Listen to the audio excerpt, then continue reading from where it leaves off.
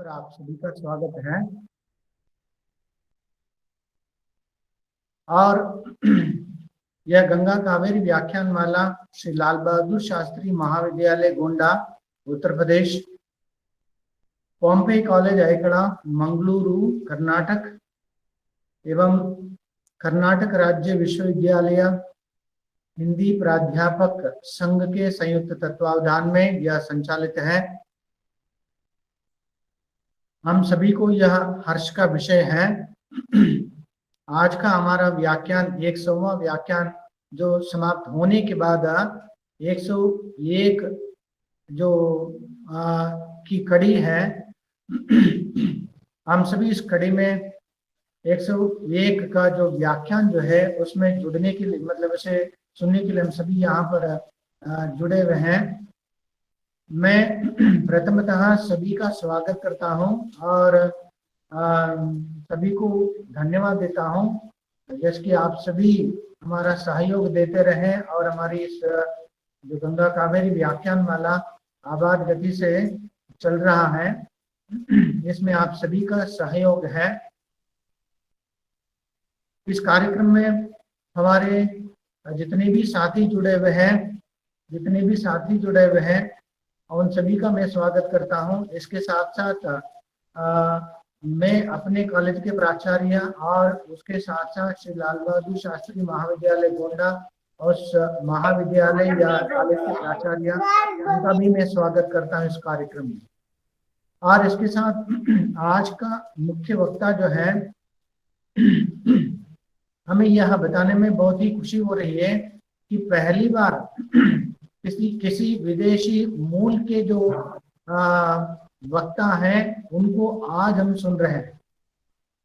आज की वक्ता है प्रोफेसर उल्फत मुखीबोवा, जो उज्बेकिस्तान से हमारे साथ जुड़ी हुई है। मैडम, आपका स्वागत है। नमस्कार आदरणीय। नमस्कार, आपका स्वागत है। भारतीय जो दोस्तों, उल्फत मुखीबोवा ताशकंद सरकारी प्राच्य विद्या संस्थान के प्रोफेसर हिंदी विषय में दक्षिण एशियाई भाषाओं के विभाग तथा महात्मा गांधी भारत विद्या केंद्र के निदेशक जो रही हैं, हमारे साथ जुड़ी हुए हैं। इनका स्वागत करता हूं। और इसके साथ जितने भी साथी हमारे साथ जुड़े हुए हैं सभी का मैं फिर से स्वागत करता हूं। हम सभी को यह हर्ष का विषय है। आज का व्याख्यान 100वां व्याख्यान है और हम 100 व्याख्यान पूरा कर चुके हैं और 101वां व्याख्यान है। इस व्याख्यान में जितने भी साथी जुड़े हुए हैं उन सभी का स्वागत करते हुए मैं अपने मित्र जयशंकर तिवारी जी से निवेदन करता हूं कि आज के मुख्य वक्ता प्रोफेसर उल्फत मुखीबोवा, उनका संक्षिप्त परिचय देकर के कार्यक्रम को आगे बढ़ाए। मैं जयशंकर तिवारी जी से निवेदन करता हूं वे आए और आज के मुख्य वक्ता जो है उनका परिचय प्रस्तुत करें। जी, धन्यवाद मित्र डॉक्टर एस ए मंजुनाथ जी। ये सचमुच हर्ष का विषय है कि गंगा कावेरी व्याख्यान माला का 101वां व्याख्यान है आज का। और यह इस मामले में बहुत खास है कि आज हमारी अतिथि वक्ता उज्बेकिस्तान से जुड़ी हुई हैं। प्रोफेसर उल्फत मुखीबोवा महोदया को मैं भारत की इस धरती से अभिनंदन करता हूं, उनका स्वागत करता हूं, उन्हें प्रणाम करता हूं। गंगा कावेरी व्याख्यान माला के इस मंच पर आज वो बात करेंगी कि उज्बेकिस्तान में हिंदी भाषा और साहित्य की क्या स्थिति है, उसका कैसे विकास हो रहा है। उनके बारे में मुझे परिचय देने के लिए कहा गया है। प्रोफेसर उल्फत मुखीबोवा, जैसा कि अभी हमारे मित्र डॉक्टर एस ए मंजुनाथ जी ने बताया कि वो विदेशी मूल की पहली वक्ता इस हमारे पटल पर हैं, जो कि 100 व्याख्यान अब तक हो गए हैं। अलग अलग देशों से वक्ताओं ने अपने विचारों को अभिव्यक्त किया है और पहली बार उज्बेकिस्तान में ही जन्मी और वहीं पली बढ़ी शिक्षा प्राप्त की, जिन्होंने प्रोफेसर उल्फत मुखीबोवा जी आज हमारी मुख्य वक्ता हैं। ताशकंद जो बहुत ऐतिहासिक स्थान है, वहां के सरकारी प्राच्य विद्या संस्थान में आप हिंदी की प्रोफेसर हैं।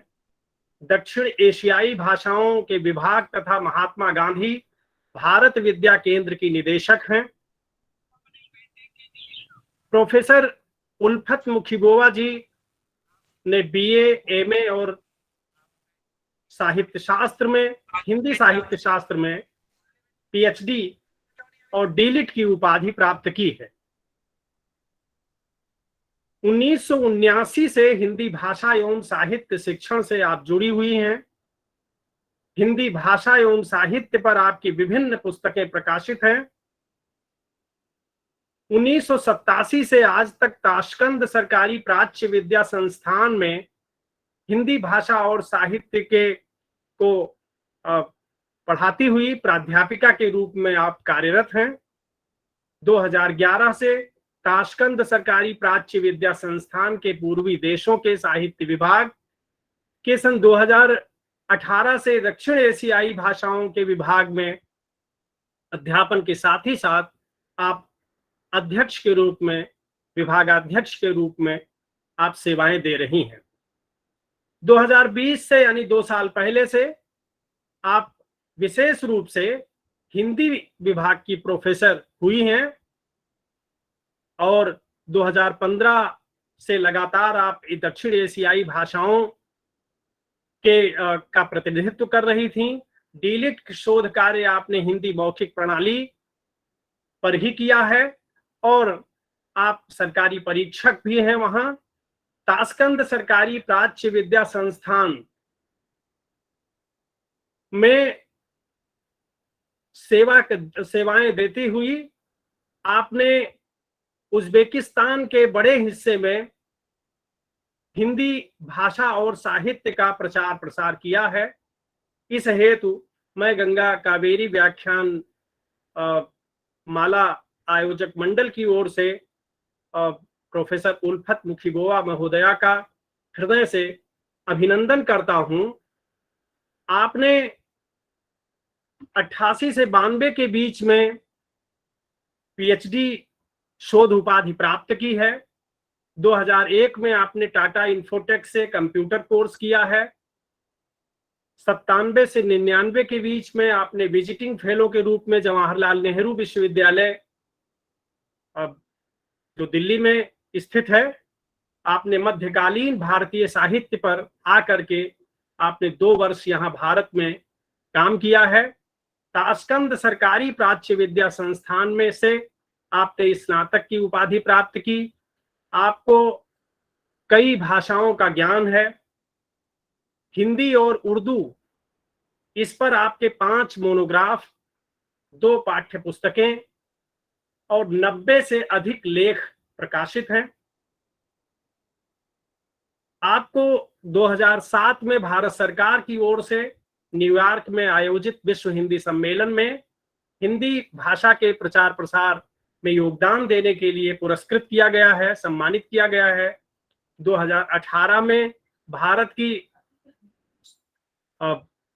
विदेश मंत्री, जो कि अब स्वर्गीय हैं, श्रीमती सुषमा स्वराज ने जब ताशकंद सरकारी यात्रा पर वो थी तो प्रोफेसर उल्फत मुखीबोवा जी को आपने सम्मानित किया था।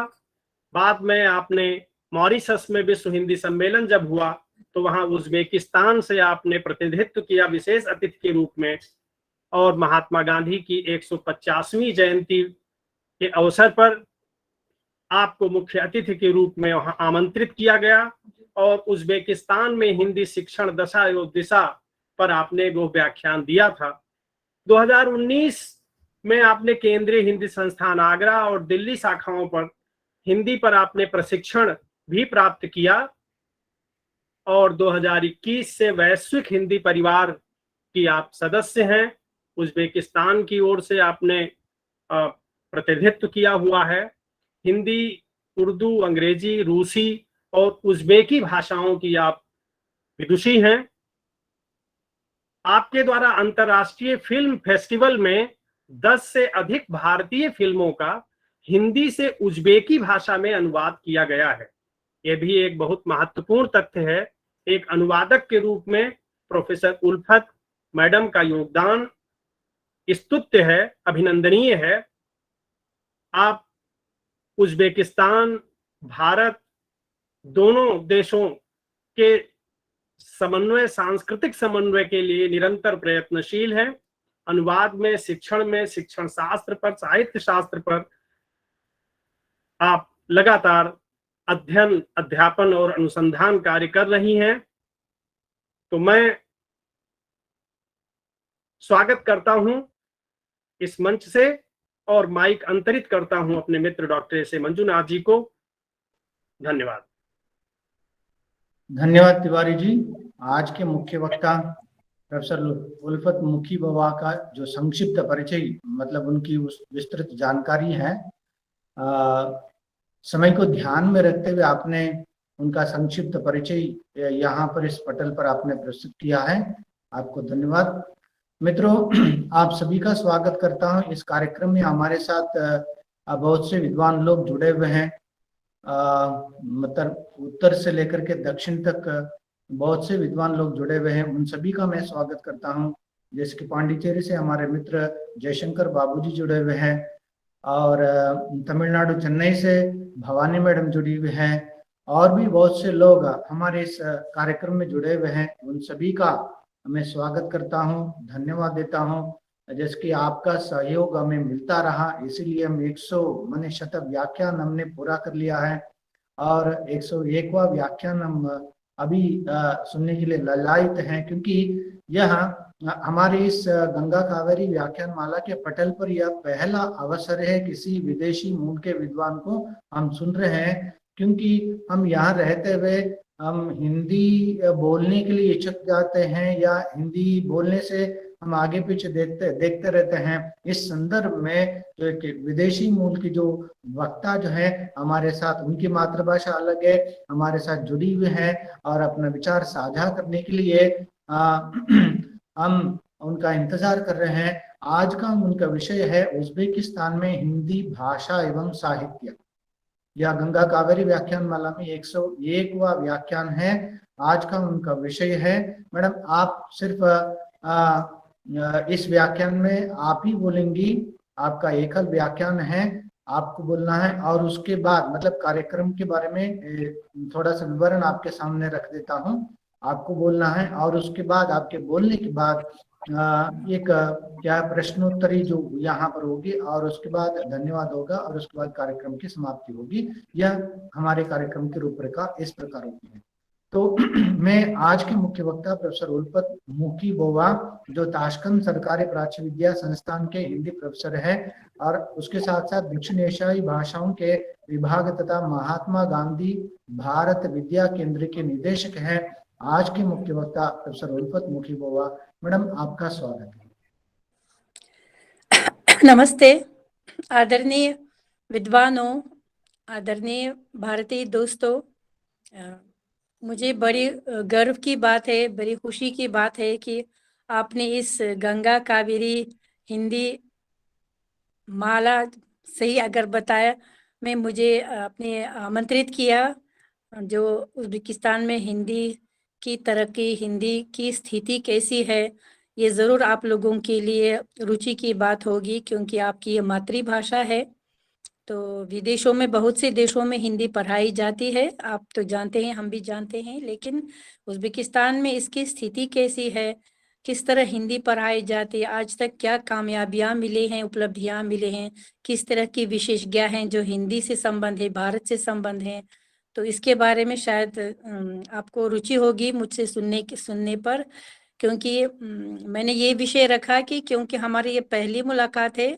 आगे चलकर अगर कुछ इसमें बोलना पड़ेगा तो आगे वैज्ञानिक कुछ दूसरे व्याख्यान भी करेंगे, क्योंकि हम करते रहते हैं बहुत से। अभी कोरोना वायरस का एक अच्छी बात ये हुआ कि पूरी दुनिया को जोड़ दिया। अब हम महीने में कितने बार वेबिनार करते हैं किसी किसी देशों के साथ, ये सबके साथ है, जितने भी विद्वान हैं। आज तो दुनिया बहुत छोटा हो गया, इसलिए इस वेबिनार में भाग लेने के लिए मैं आपको धन्यवाद कहना चाहती हूँ।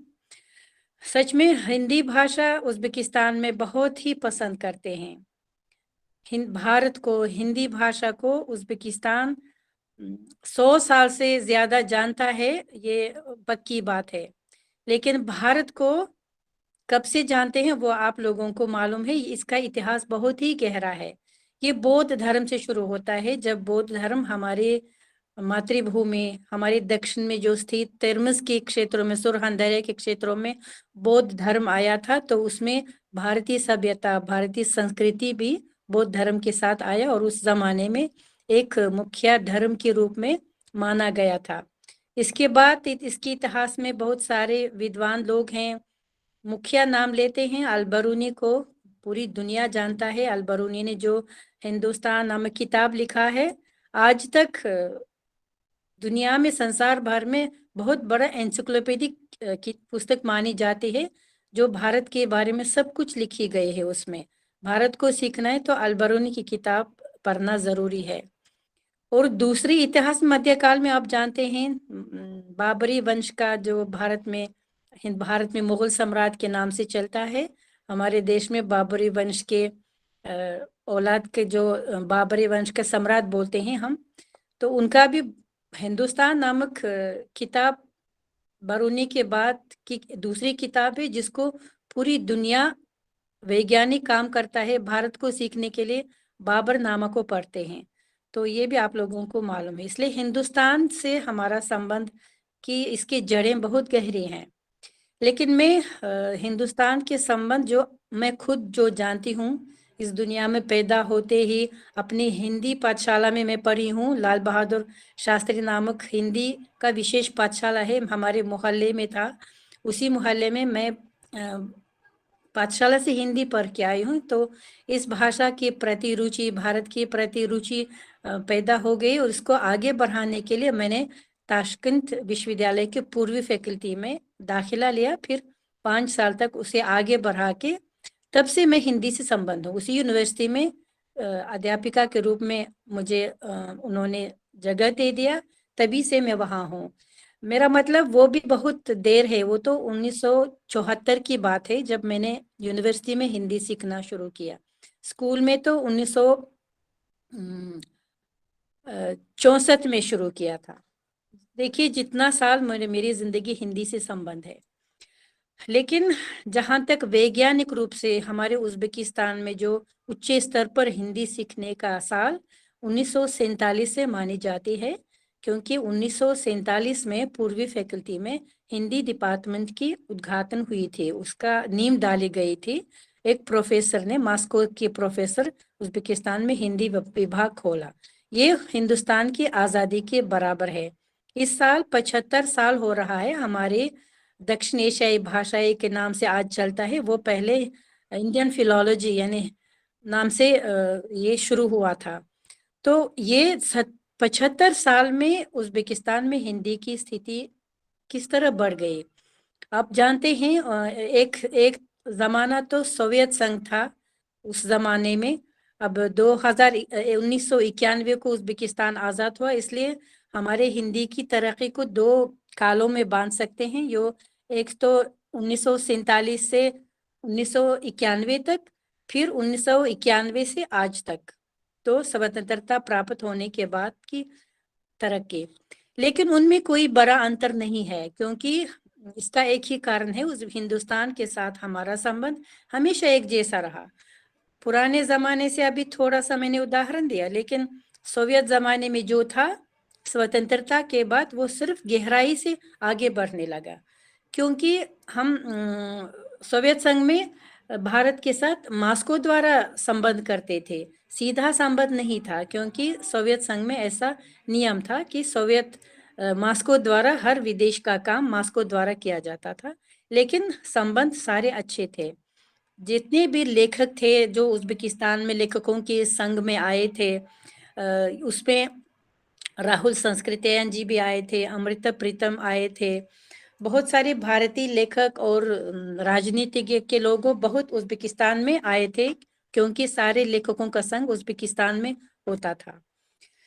उसी 75 साल में हमारी फैकल्टी ने छोटी सी डिपार्टमेंट में 1000 से ज्यादा भारतविदों का तैयार किया, जो आजकल भिन्न भिन्न क्षेत्रों में उज़्बेकिस्तान में काम कर रहे हैं। कई हमारे उस्ताद जरूर गुजर गए हैं, लेकिन उन्होंने इतना बड़ा काम किया कि भारत की अध्ययन के क्षेत्र में मैं इनके बड़े बड़े लोगों का नाम लेना चाहती हूँ, जो मेरे लिए उस्ताद हैं। जो मैं पहली बार पूर्वी फैकल्टी में पहले कोर्स में हिंदी सीखने लगे, ये सब मेरे अध्यापक थे। कोई दर्शन पढ़ाता था, कोई हिंदी भाषा, कोई हिंदी साहित्य पढ़ाता था। उन्हीं से हमने हिंदुस्तान को कैसा अध्ययन किया जाता है, वैज्ञानिक काम किस तरह किया जाता है, सब कुछ हमने उनसे सीखा है। हमारे विशेषज्ञों के बीच बहुत सारे ऐसे अच्छे विशेषज्ञ हैं जो उज़्बेकिस्तान के राजनीतिक कूटनीतिक जिंदगी में उनका बहुत बड़ा योगदान रहा। न सिर्फ भारत के साथ संबंध बढ़ाने में, पूरी दुनिया में उज़्बेकिस्तान की दोस्ती बढ़ाने में उनका बहुत बड़ा योगदान रहा। जो यहाँ से हमारे विभाग से निकले विशेषज्ञ थे, जो बाद में राजदूत के रूप में बहुत सारे देशों में काम किया। इनमें सबसे पहले फतीह तिशाबायेव का नाम लेना चाहती हूँ।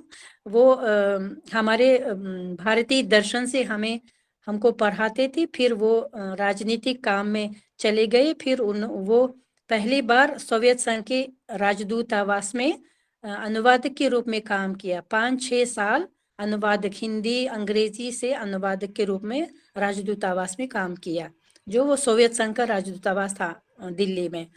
तो इसके बाद वे वापस आने के बाद उनको अमेरिका में उज़्बेकिस्तान का राजदूत बनाया गया। फिर वहां से आके ग्रेट ब्रिटेन में, इंग्लैंड में उज़्बेकिस्तान के राजदूत बने। फिर संयुक्त राष्ट्र संघ में भी उज़्बेकिस्तान के प्रतिनिधित्व किया। इस तरह उन्होंने अपने हिंदी, अपनी अंग्रेजी भाषा के और अपने विस्तार विचारधाराओं से उज़्बेकिस्तान की कूटनीतिक जिंदगी में, और हमारे पहले राष्ट्रपति करीमोव के हमेशा हिंदुस्तान में या अंग्रेजी में जब भी कहीं जाना था तो हमेशा उनके अनुवादक के रूप में भी काम करते थे। बहुत अच्छे विद्वान थे, बहुत अच्छी किताबें लिखी हैं और हमारे गुरु भी रहे हैं। तो इसके बाद एक और राजदूत के रूप में भारत में कई साल राजदूत के रूप में रहे, जो उज़्बेकिस्तान के पहले सोवियत संघ की तरफ से, फिर उज़्बेकिस्तान आज़ाद होने के बाद उज़्बेकिस्तान के राजदूत के रूप में काम किया। वो थे सूरत मिरकासिमोव। वो सब एक कोर्स में पढ़े विद्यार्थी हैं, जो तिशाबायेव, मिरकासिमोव, अभी जो तीसरे का नाम जो ले लूंगी, खलमुर्जाएव, ये सारे राजदूत के रूप में काम किए। या एक तरफ से हिंदी उर्दू पढ़ाई हमारे विभाग में, फिर राजनीतिक काम में फिर कई साल राजदूत के रूप में काम किया। मिरकासिमोव साहब अभी जिंदा हैं, हमारे इंटरनेशनल रिलेशंस, अंतर्राष्ट्रीय संबंध विभाग में डिप्लोमेसी से संबंध कुछ विषयों को विद्यार्थियों को पढ़ाते हैं।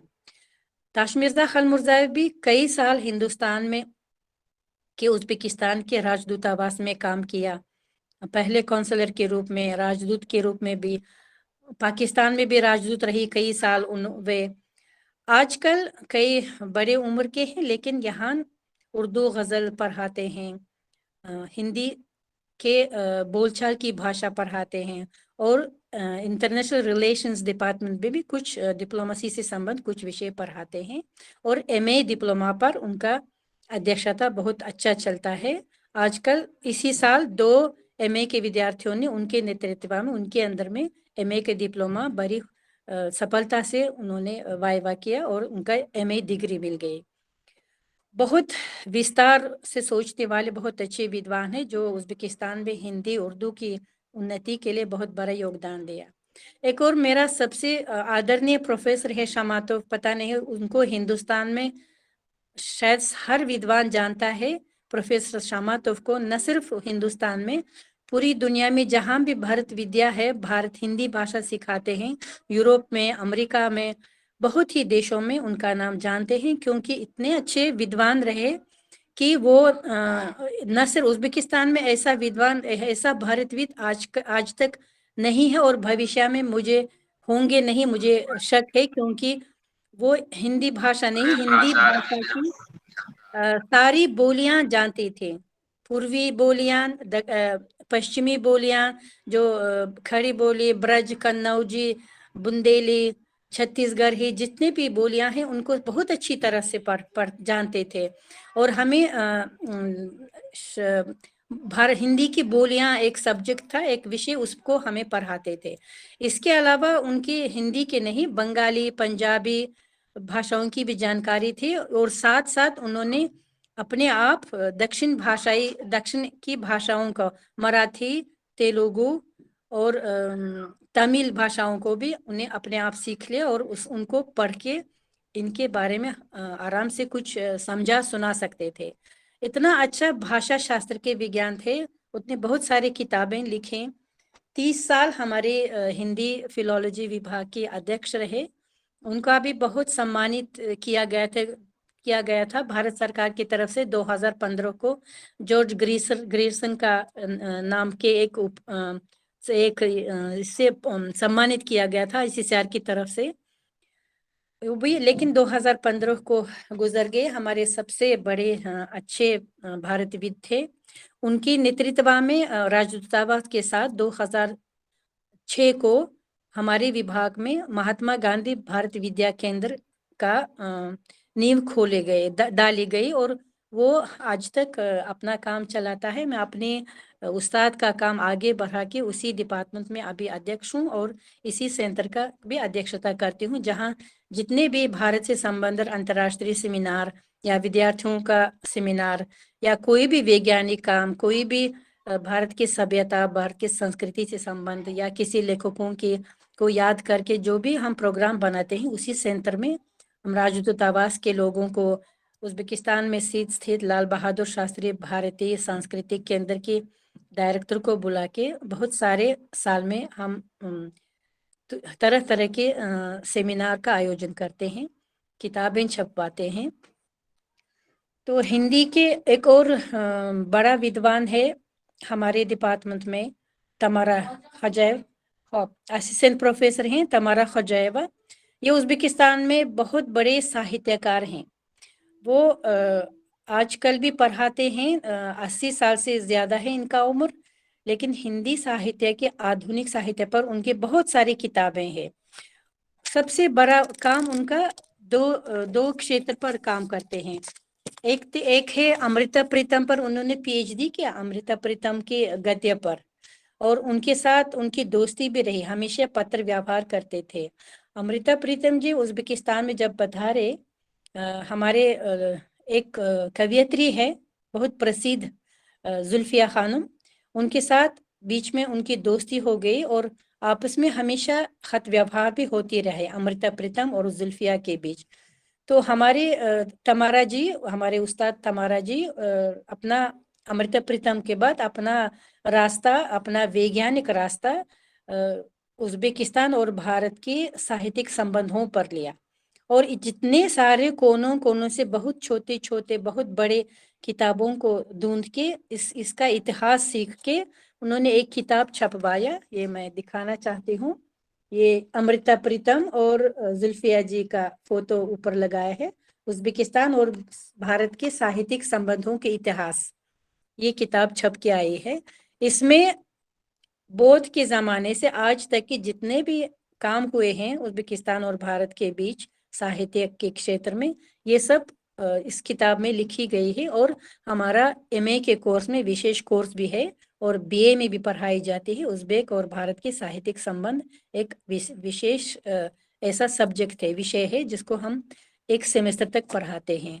उनकी ये अमृता प्रीतम्बर जो किताब है, अमृता प्रीतम की गद्या, इसका और पंजाबी साहित्य के उन्होंने बहुत अध्ययन किया। ये पंजाबी साहित्य नामक उनकी किताब है। पंजाबी साहित्य का भी उन्हें काफी अध्ययन किया। और ये इनका हिंदी साहित्य, आधुनिक हिंदी 19वीं सदी से 21वीं आज तक के हिंदी साहित्य जो BA के छात्रों के लिए उन्होंने जो किताब लिखे हैं, ये छप के आए हैं। बहुत सारी किताबें लिखी हैं, बहुत बड़ा विद्वान है। आज भी हम उनसे कुछ साहित्य पर काम करने से पहले उनके साथ जाके उनसे पूछते हैं कि हमें क्या लेना सही है, क्या पढ़ना सही है, किस पर विषय देना अच्छा है, एमए के लिए या बीए के जो डिप्लोमा लिखते हैं उस पर हम पूछते रहते हैं। और आजकल हमारे डिपार्टमेंट में बहुत अच्छी एक विद्वान है जो हिंदुस्तान को ये जितने मेरे गुरु हैं भारत में कई बार जा चुके हैं, इसलिए उनका वैज्ञानिक काम बहुत ही अच्छे सूत्रों पर आधारित है।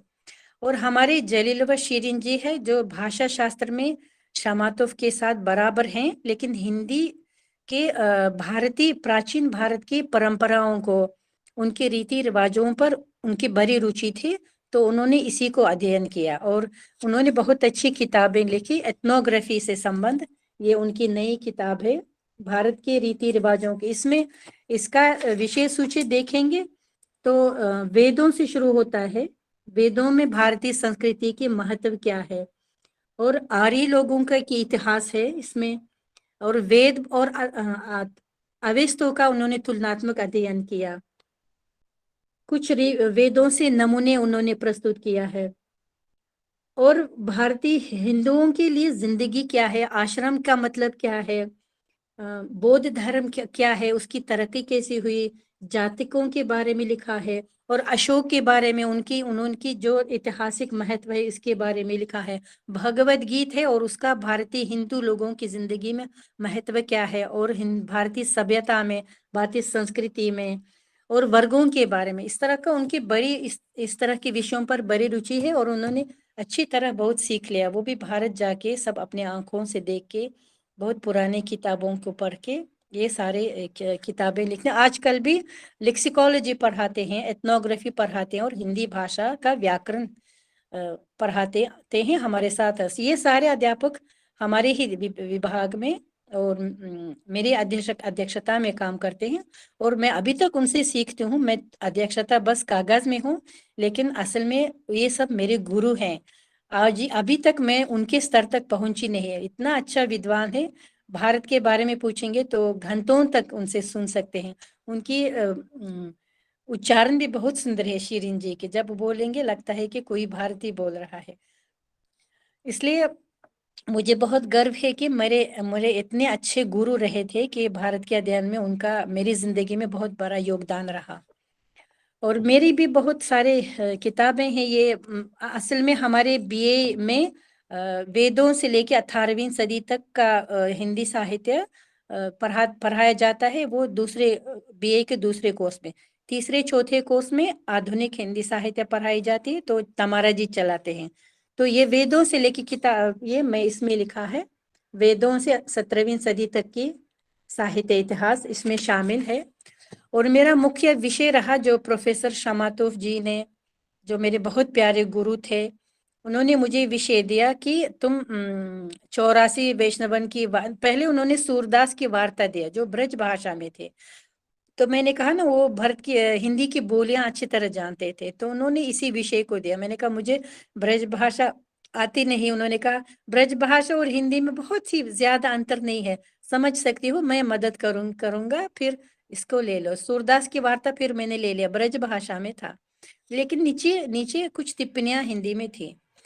फिर मॉस्को में जो मुझे सुपरवाइजर लेने की जरूरत पड़ी, तो सुपरवाइजर साहित्यकार होना जरूरी था। प्रोफेसर शामातोव भाषा शास्त्र के विद्वान थे, तो प्रोफेसर साजानवा थे, वो उन जैसा भी भारतविद कहीं भी नहीं है, इतनी भारत को गहराई से जानते थे। तो हमारे घर जब पहले बार आए 7 बजे शाम को, हमने उन्हें डिनर के लिए शाम को बुलाया, पहली बार जो मॉस्को से मेहमान होके आए थे। 11 बजे तक सिर्फ उन्होंने बोला, हम सिर्फ सुनते रहे। अभी तक मुझे याद है कि वो मेरे सुपरवाइजर, मैंने कहा मैं इतनी भारत को अध्ययन कर सकती हूँ, मैं इतनी बोल सकती हूँ जिंदगी में कि मेरे सुपरवाइजर ये होंगे। 7 बजे से 11 बजे तक भारत के बारे में, हिंदुओं के बारे में, हिंदी साहित्य पर इतना उन्होंने सुनाया कि हम सिर्फ सुनते रहे प्रोफेसर शामातोव में। तो उनकी नेतृत्व में उन्होंने कहा तुझे सूरदास की वार्ता नहीं, वार्ता पद्धति ले लेंगे, जो पहले गद्य का पहला नमूना है, तो 84 वैष्णवन की वार्ता लेंगे और तुम्हें भारत जाना पड़ेगा। तो मुझे सच में भारत जाना पड़ा 1 साल के लिए। आगरा में ब्रजभूमि देखना पड़ा। ब्रजभूमि से तो आगरा के आसपास है, मुझे वो उस किताब को समझने के लिए वैष्णव लोगों से मिलना पड़ा, क्योंकि वैष्णव लोगों से मिले बिना भक्ति साहित्य को समझना मुश्किल है। तो 84 वैष्णवन की वार्ता को पहले यहाँ ताशकंद में, मॉस्को में मुझे सजानवा ने दिया। मुझे ताशकंद शमातोफ ने सूरदास की वार्ता दिया था, लेकिन उन्होंने मुझे 84 वार्ता दिया। इसे देख के मुझे डर लग गई, अब मैं किस किताब को कैसे समझूंगी, कुछ समझ में नहीं आ रहा है। तो उन्होंने वैष्णव लोगों के पास भेज दिया 1 साल के लिए। 10 महीने में आगरा में वैष्णव लोगों से मुलाकात करके इस किताब को हर कतार पढ़ के जो शब्द जो घटनाएं मुझे समझ में नहीं आए, तो वैष्णव लोगों से पूछ के पूरा एक अपने इसमें लिख के ले आई। फिर मेरा पीएचडी बहुत आसानी से हो गया। मैं आराम से अपना पीएचडी का थीसिस लिखा, डिसर्टेशन लिखा। अगर भारत नहीं जाते, वैष्णव लोगों से नहीं मिलती, तो ये काम बिल्कुल नामुमकिन था। तो ये मेरी किताब है वैष्णव वार्ता पर, 84 वार्ता। ये मैं अपने पीएचडी को फिर किताब के रूप में छपवाया। लेकिन जब से मैं यहाँ अध्यापक के रूप में काम करने लगूं, हिंदी साहित्य पढ़ाती हूँ, इसलिए हर क्षेत्र में छोटी छोटी किताबें पढ़ी। हमारे यूनिवर्सिटी में एक प्रोजेक्ट हमने लिया। हमारी यूनिवर्सिटी में तो असल में 14 भाषाएं पढ़ाई जाती हैं पूर्व के, जैसे अरबी, फारसी, अफगानी, चाइनीज, जापानी, कोरियन, इस तरह के, हिंदी, उर्दू, तुर्किश। तो उसमें हमने पूर्वी देशों के लोक साहित्य नामक एक प्रोजेक्ट हमने जीत लिया सरकार से।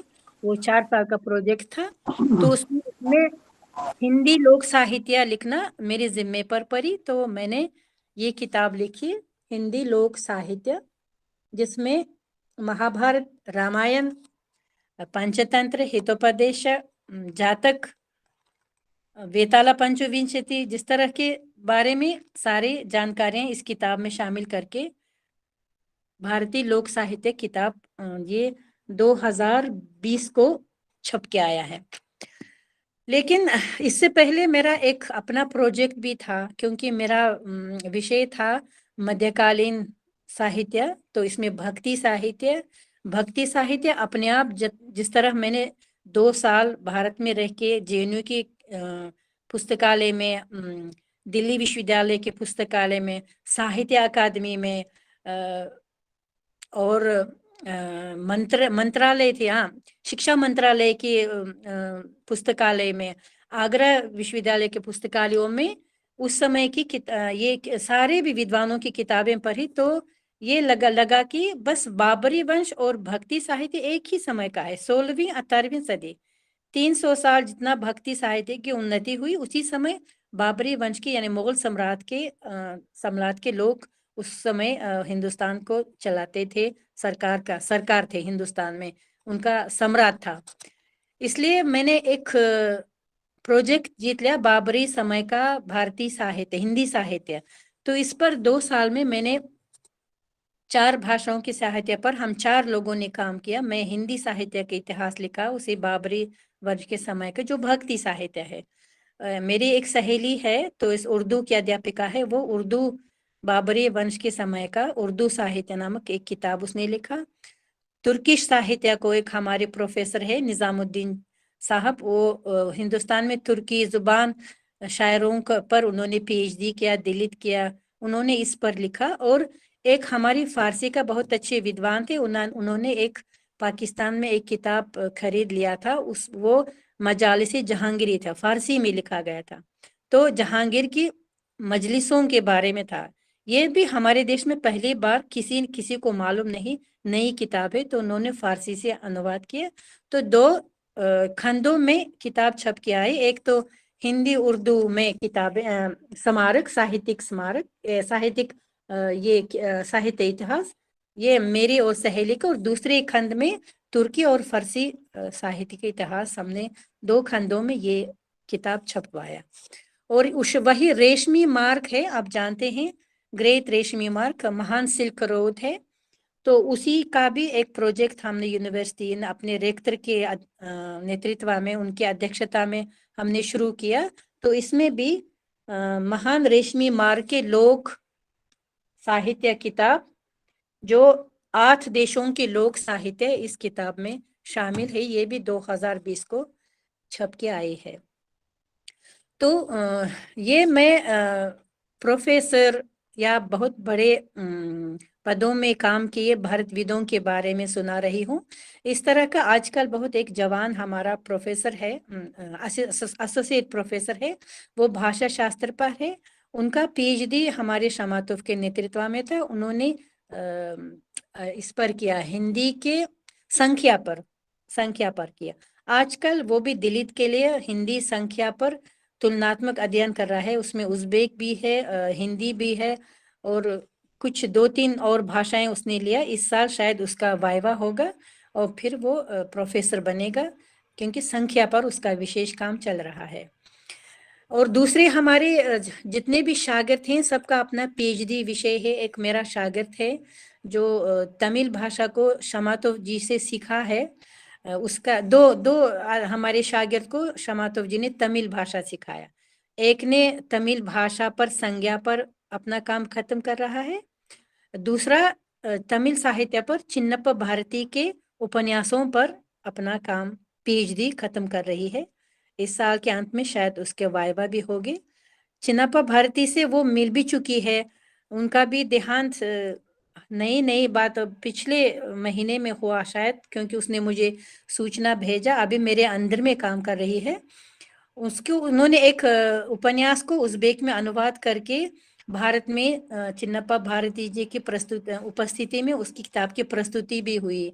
4 उपन्यासों को उसने लिया है और इस पर उसका पीएचडी हो रहा है। इस तरह का हमारे विभाग में हर एक अध्यापक का अपना या भाषा शास्त्र से या साहित्य शास्त्र से या दूसरे हमारे भारतीय दर्शन सिखाने वाला, पूर्व के दर्शन सिखाने वाला विभाग है, उसमें भारतीय दर्शन पर एक पीएचडी करने वाला है।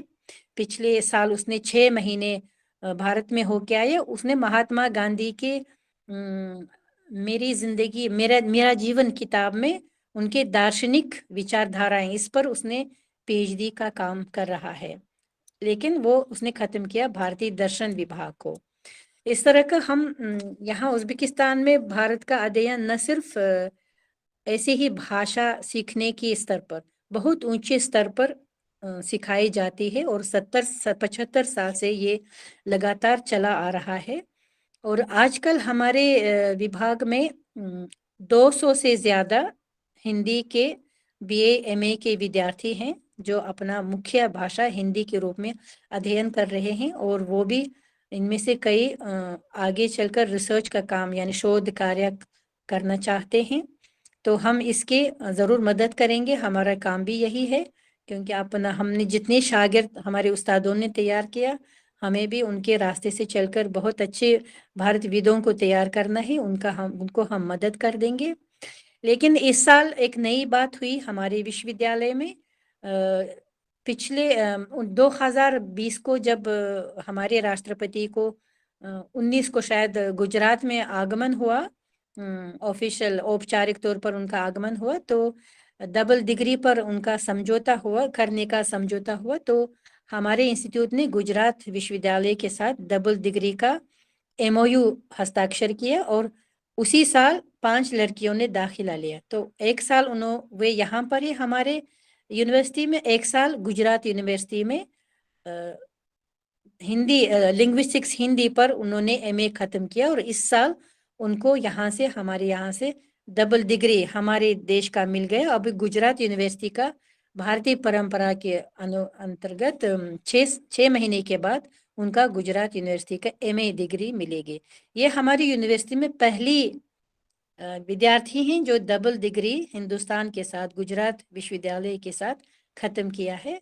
और उनमें से कई लड़कियों को हम अपने डिपार्टमेंट में, क्योंकि वो हिंदी और अंग्रेजी दोनों भाषाएं, उर्दू अच्छी तरह जानते हैं, हम पीएचडी करने के लिए हम अपने डिपार्टमेंट में रखना चाहते हैं। सितंबर से शुरू होगा, अभी छुट्टियां शुरू होने वाले हैं।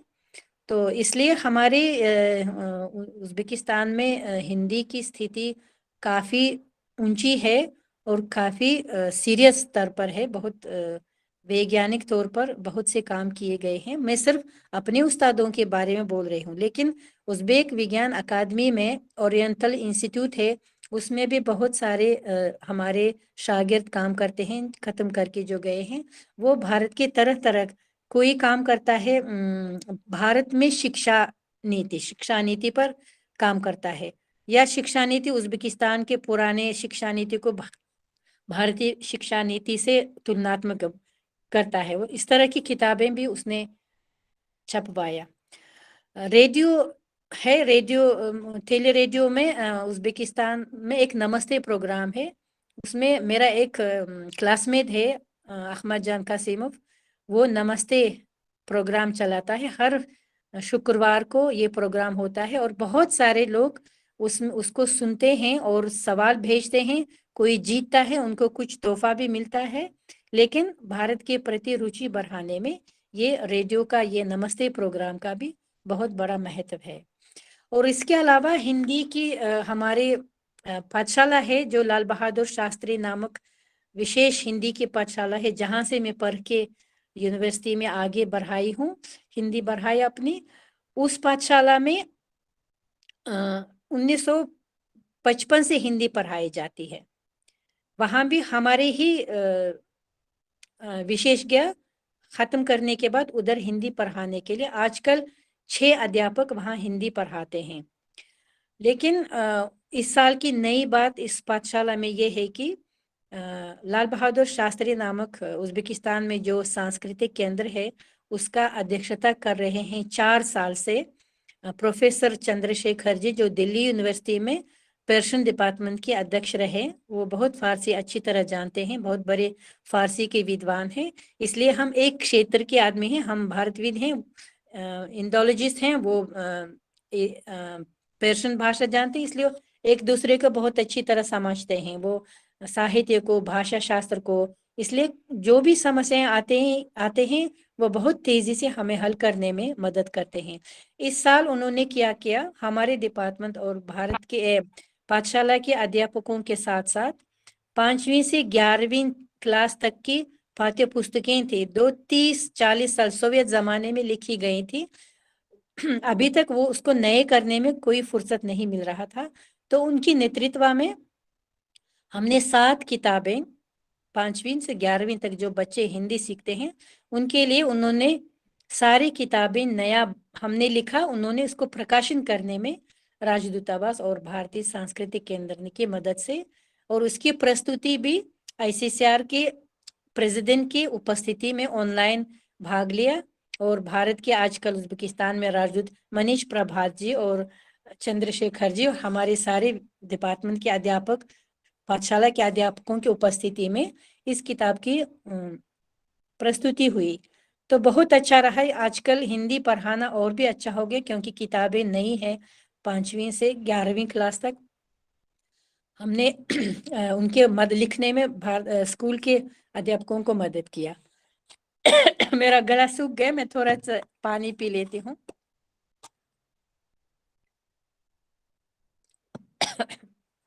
माफ कीजिएगा, गला सूख जाता है।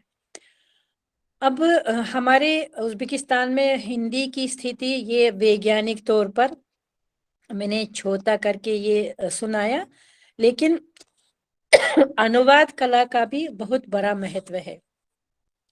इसको मैं अनुवाद कला पर, हाँ, एक और हमारे PhD की लड़की है जो अनुवाद कला का डिपार्टमेंट खोला गया। इसको खोलने का बहुत नया ये विभाग है, क्योंकि पहले ऐसा विभाग नहीं था।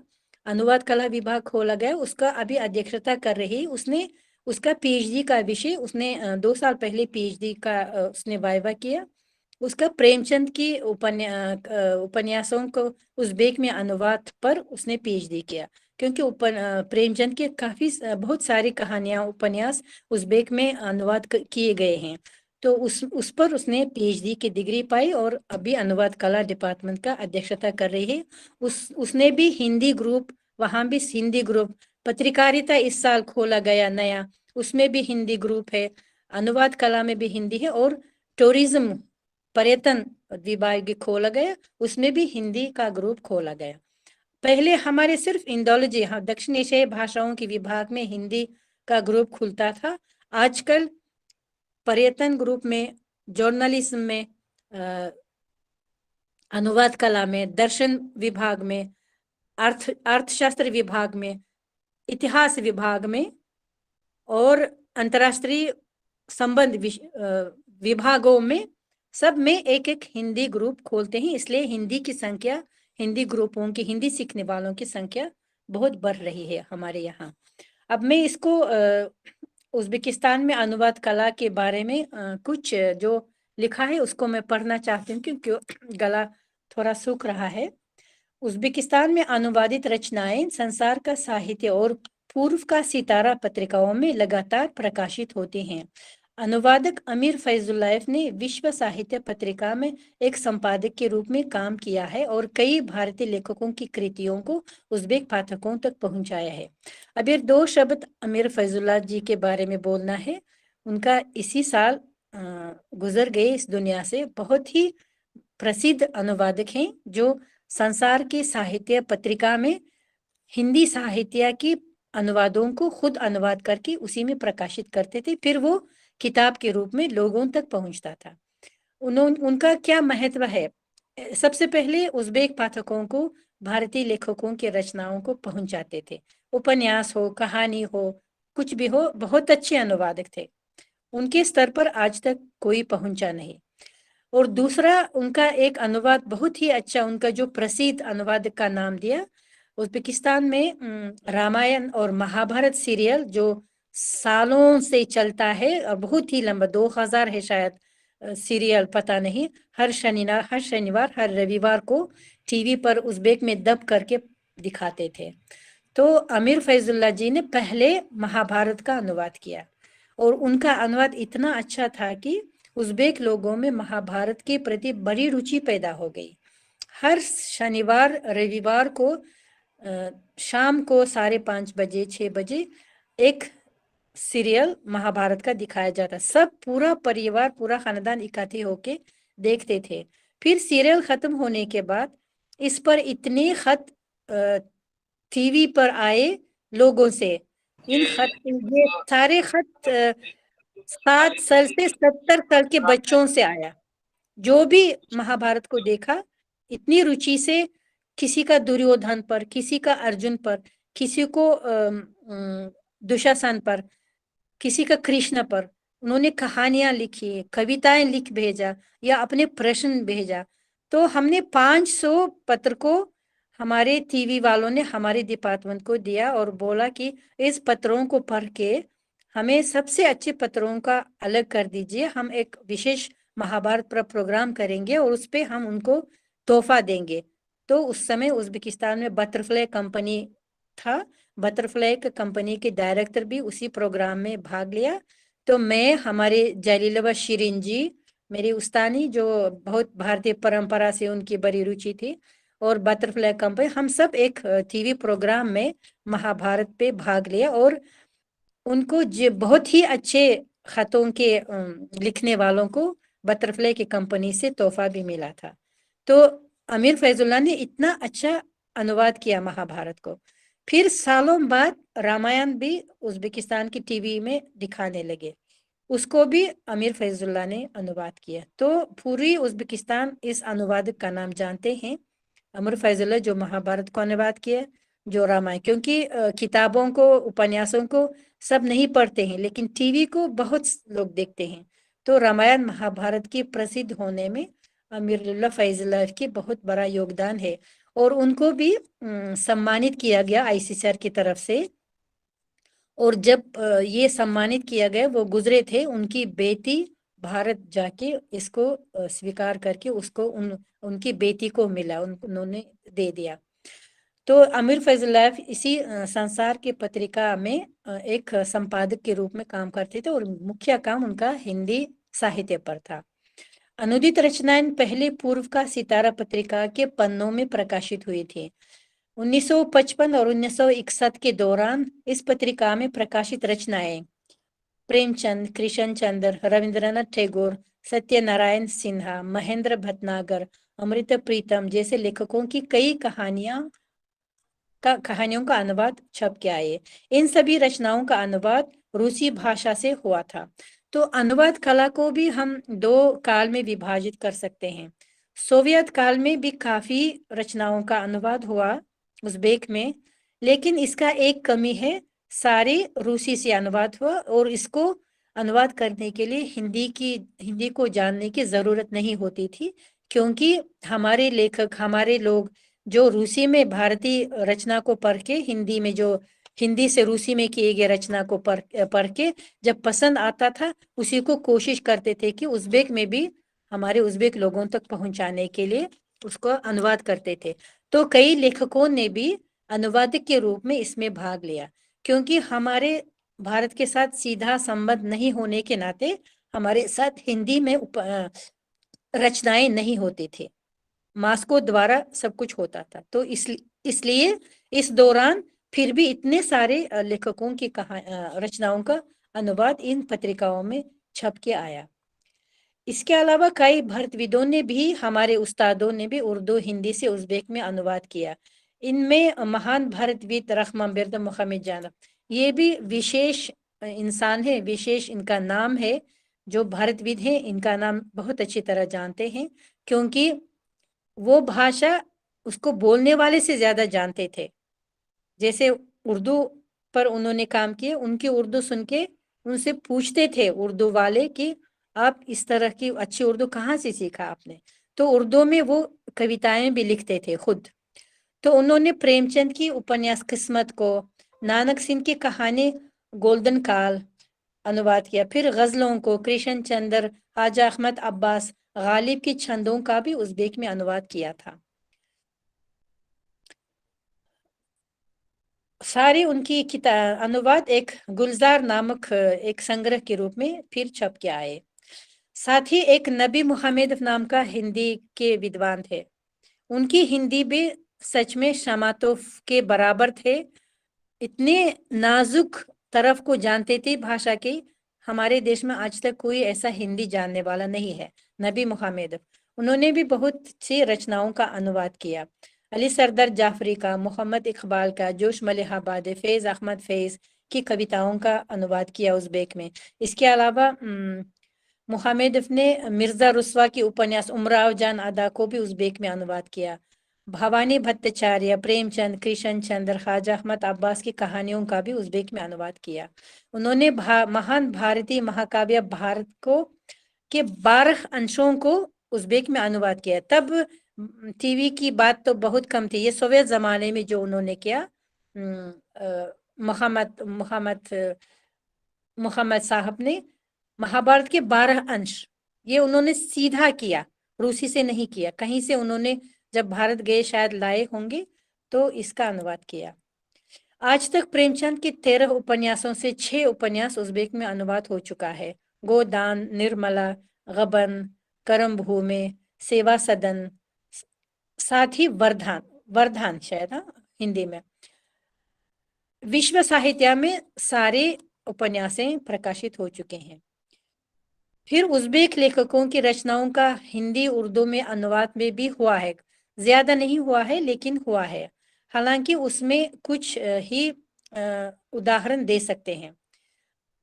अस्कद मुख्तार नामक एक लेखक है, उनका उपन्यास है बहनें, सिस्टर्स नाम है, उसको हिंदी में गणेश चंद्र जी अनुवाद किया। मैं उनको नहीं जानती हूँ, अंग्रेजी से हिंदी में अनुवाद किया उन्होंने। आदिल याकूबोव की उलुगबेक का दरीगा उपन्यास को उलुगबेक का खजाना नाम से हिंदी में अनुवाद किया, कुमार माधव साहब ने किया, उनको भी मैं नहीं जानती हूँ। और पिरमकुल खदीरव के जो मुगल सम्राट से संबंध एक उपन्यास है, उसके सुधीर कुमार माथुर जी ने भी हिंदी उज़्बेक से हिंदी में अनुवादित रचनाओं में अस्कद मुख्तार का चिंगारी, आदिल याकूबोव का उलुगबेक, नबी मुहम्मद का पिरमकुल खदीरव के बाबर बहुत रचनाएं बहुत प्रसिद्ध हैं। लेकिन उज़्बेकिस्तान के राजदूतावास 2007 को जो स्कंद तायल जी थे, 3 साल हमारे यहाँ एम्बेसडर राजदूत रहे और उन्होंने हिंदी के लिए बहुत बड़ा काम किया। उनकी उपस्थिति में, उनके नेतृत्व में जो महात्मा गांधी सेंटर का उद्घाटन हुआ, तो उनकी नेतृत्व में एक कहानियों का संग्रह छप के आया, रात की रोशनी शायद हिंदी में होता है, उज़्बेक में ऐसा नाम है। सारे हिंदी लेखकों की कहानियों का एक संग्रह लातिनी स्क्रिप्ट में। अब हमारी स्क्रिप्ट भी बदल गई स्वतंत्रता के बाद। रूसी किरिल स्क्रिप्ट से हम लातिनी स्क्रिप्ट बदल गए।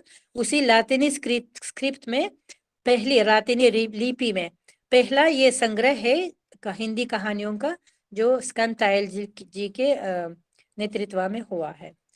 फिर पिछले महीने को हमारी यूनिवर्सिटी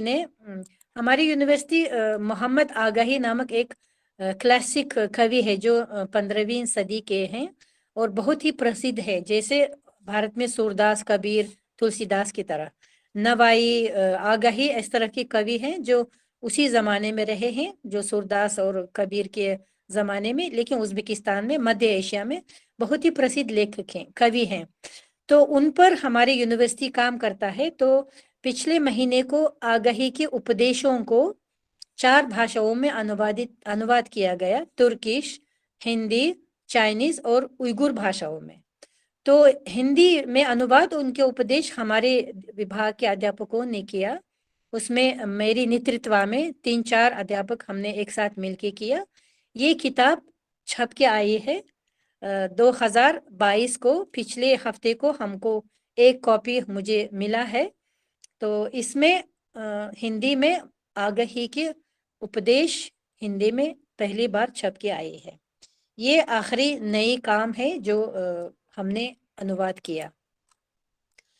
इस तरह 2020 को हमारे उस्ताद, मेरे उस्ताद जी हजैवा तमारा जी और मेरे 407 पृष्ठों वाले भारतीय साहित्यों के इतिहास किताब, जिसमें हिंदी, उर्दू, पंजाबी, बंगाली साहित्यों के इतिहास लिखा हुआ है, उसको प्रकाशित करने में प्रोफेसर चंद्रशेखर जी, भारत के राजदूतावास ने के सौजन्य में छप के आया है, उन्होंने हमें मदद दिया और 500 कॉपी में उन्होंने ये किताब छपवाया और हमारी यूनिवर्सिटी को उन्होंने प्रदान किया। ये हमारे इंस्टीट्यूट में इतने सालों में हुए हिंदी भाषा से, हिंदी साहित्य से संबंध काम है। आगे चलकर भी ये काम चलता रहेगा। लेकिन मैं ये कहना चाहती हूँ कि भारतीय सांस्कृतिक केंद्र में आम लोगों के लिए, जिसके लिए डिग्री की जरूरत नहीं है, बस सिर्फ हिंदी फिल्म देखते समय, हिंदी गाने सुनते समय इसको समझना, हिंदी नृत्य देखते समय उससे थोड़ा पास हिंदी जानते हुए इसको बहुत गहराई से समझने के लिए आम लोगों के लिए 1 साल का हिंदी कोर्स खोला गया भारतीय सांस्कृतिक केंद्र में। वो 2002 से चला आ रहा है और उसमें हमारे विभाग के 4 अध्यापक हिंदी पढ़ाते हैं और उनको हर साल 1 साल के कोर्स का सर्टिफिकेट दिया जाता है। और उनमें से कई श्रोता, जिसको श्रोता बोलते हैं, छात्र बोलते हैं, जो सुनने वाले, 1 साल के कोर्स सुनने वाले, उनको आगरा केंद्रीय हिंदी संस्थान में आगरा में पढ़ के हिंदी के और भी गहराई से सीख के कई वहां शादी करके रुक गई लड़कियां भी हैं। हिंदी पर इतनी रुचि हो गई कि 1 साल उनको कम लगा, फिर आगरा केंद्रीय हिंदी संस्थान में हमारे प्रोफेसर चंद्रशेखर जी ने 1, 2, 3 हर साल जगह उनसे बोला कि उज़्बेक लोगों के लिए भी दिया जाए। वैसे हर साल देते थे, एक मिलता था। शेखर जी ने उसको ज्यादा कर दिया, 3-4, लेकिन इस साल और भी ज्यादा करके 7 लड़कियां जा रही हैं।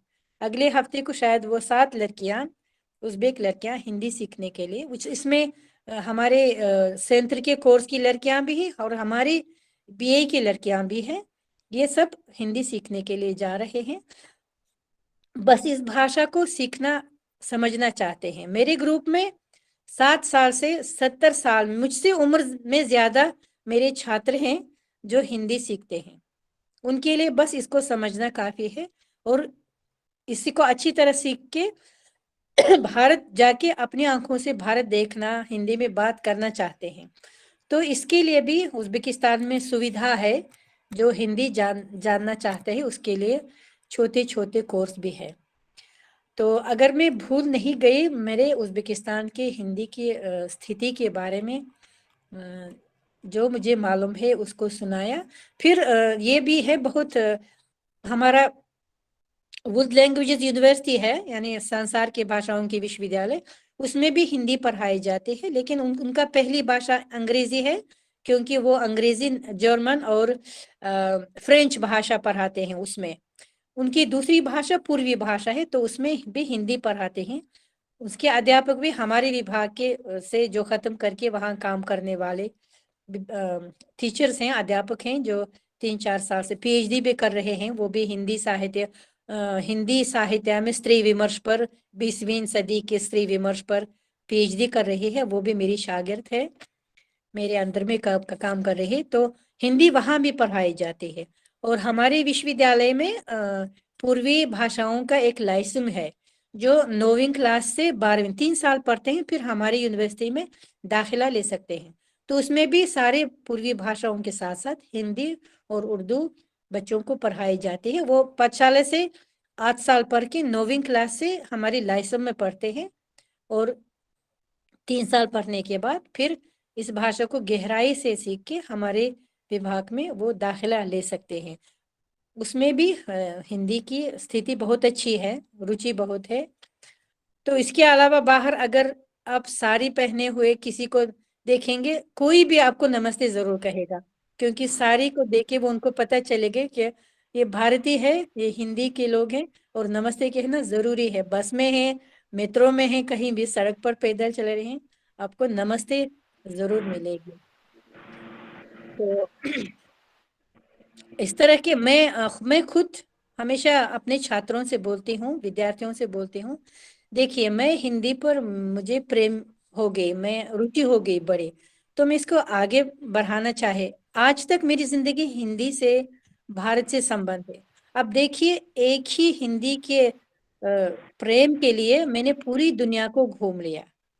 देखिए भारत को कितने बार गई, भारत के तरह तरह के प्रदेश भी देखा, राजस्थान देखा, उत्तर प्रदेश, शिमला देखा, नैनीताल देखा, बम्बई देखा, कलकत्ता नहीं देखा, इस तरह का बनारस, यूपी के शहरों को देखा। आगरा में 1 साल रही भक्ति साहित्य के अध्ययन में।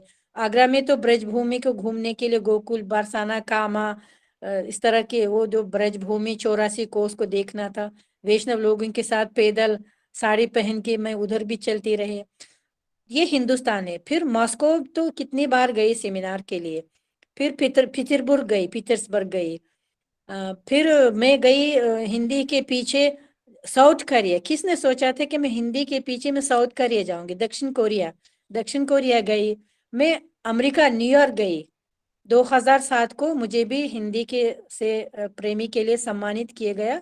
करण सिंह थे तब उस आईसीसीआर के अध्यक्ष, उनके हाथ से मुझे ये मिला था, उनको सम्मानित किया गया था न्यूयॉर्क में। 2007 को न्यूयॉर्क गई, उसी साल मॉस्को गई। फिर मैं 2018 को मध्यकालीन हिंदी साहित्य को इंग्लिश में 2 लेक्चर देने के लिए लेदन यूनिवर्सिटी गई, यूरोप गई। लेदन यूनिवर्सिटी जो हॉलैंड में है, हॉलैंड, कोई हॉलैंड बोलता है, कोई नॉर्वेज बोलते हैं, लेकिन लेदन यूनिवर्सिटी गई। लेकिन 2018 को जब सुषमा स्वराज जी उज्बेकिस्तान पधारे, तो मुझे 2 शब्द बोलने के लिए कहा गया था, तो मैंने 4-5 मिनट ही बोला, क्योंकि उनके बहुत ज्यादा काम थे। तो उन्होंने उसी समय मेरा नाम दे के मॉरिशस भेज दिया, मॉरिशस भी देख लिया। तो देखिए मैं कितने सारे देशों को बस एक ही हिंदी के लिए देख लिया। अपने आप कहाँ मैं जाती थी उन देशों में। और ईरान भी गई। ईरान कैसे गई? ईरान का बहुत अजीब से, पर्शियन डिपार्टमेंट की कोई नहीं गया, उज़्बेक डिपार्टमेंट की कोई नहीं गया, हिंदी डिपार्टमेंट का एक अध्यापक ईरान चली गई। क्यों चली गई? क्योंकि उसने एक लेख लिखा, भारत के भक्त औरतें, जो 84 वार्ता में भक्त औरत थे, उनके बारे में मैंने लेख प्रस्तुत किया। लेख क्यों औरतों के बारे में था? ईरान के राजदूतावास ने एक सेमिनार का आयोजन किया, दुनिया की तरक्की में औरतों की का योगदान। तो इसमें मैंने भक्त औरतों के बारे में लेख भेजा। मैं खुद कोरिया में थी, एम्बेसी में मेरे भतीजे ने पहुंचा दिया लेख। तो 2 महीने के बाद सारे पूरे उज्बेकिस्तान में उन्होंने लेख लिया, उज़्बेक साहित्य पर, अरबी साहित्य पर, रूसी साहित्य पर, हिंदी जो भी कोई भी लिखा उसको स्वीकार किया। उन्होंने 2 महीने तक सब पढ़ते रहे और उसमें मुझे तीसरा जगह मिल गया जो सबसे अच्छा लेख के रूप में। दूसरी जगह मेरे उस्ताद अरबी साहित्य के उस्ताद हैं उनको मिला। पहली जगह रशिया के एम्बेसडर की बीवी को मिला।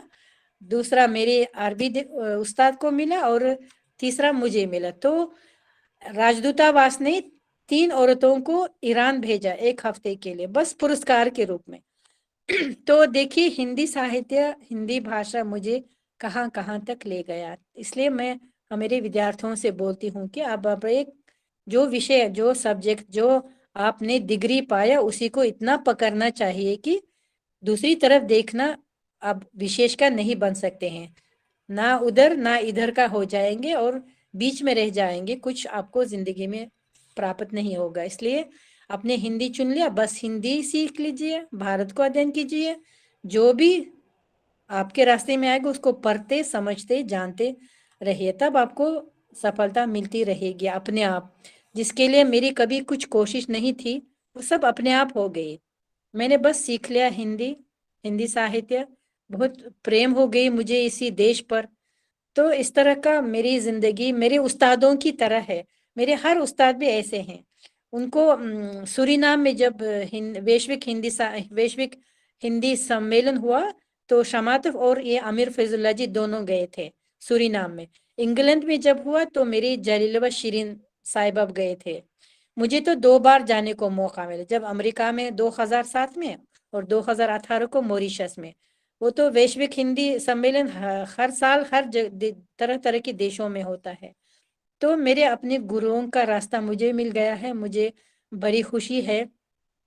लेकिन इस साल 1 और 2 किताबें और छप के आई हैं, यहाँ मेरे डिपार्टमेंट में रहेगा, मेरे साथ नहीं थी क्योंकि एक ही नई कॉपी थी। वो भाषा साहित्य शास्त्र पर, तो किस तरह उपमा का प्रयोग होता है, किस तरह ये साहित्य का शास्त्र का कुछ ध्वनि क्या है, रस क्या है, श्रृंगार क्या है, अलंकार क्या है, इस तरह की मेरा एक किताब है हिंदी साहित्य काव्य पर, वो भी प्रकाशित हुआ है। और दूसरा हिंदी टेक्स्टों को पढ़ने का अभ्यास, तो किस तरह हिंदी टेक्स्टों को किस तरह अनुवाद किया सा है, वो अखबारी टेक्स्ट है या साहित्यिक रचना का टेक्स्ट है या कोई पत्रिका से लिया गया टेक्स्ट है, इस तरह की उस पर किस तरह का काम करने के बारे में एक पाठ्य पुस्तक लिखा जो बीए और एमए के विद्यार्थियों के लिए। तो इस पर भी किताब मेरी आई है। आगे भी चलकर लिखते रहेंगे, हमारा काम ही किताब ही लिखना है, दूसरा काम हमें आता भी नहीं है।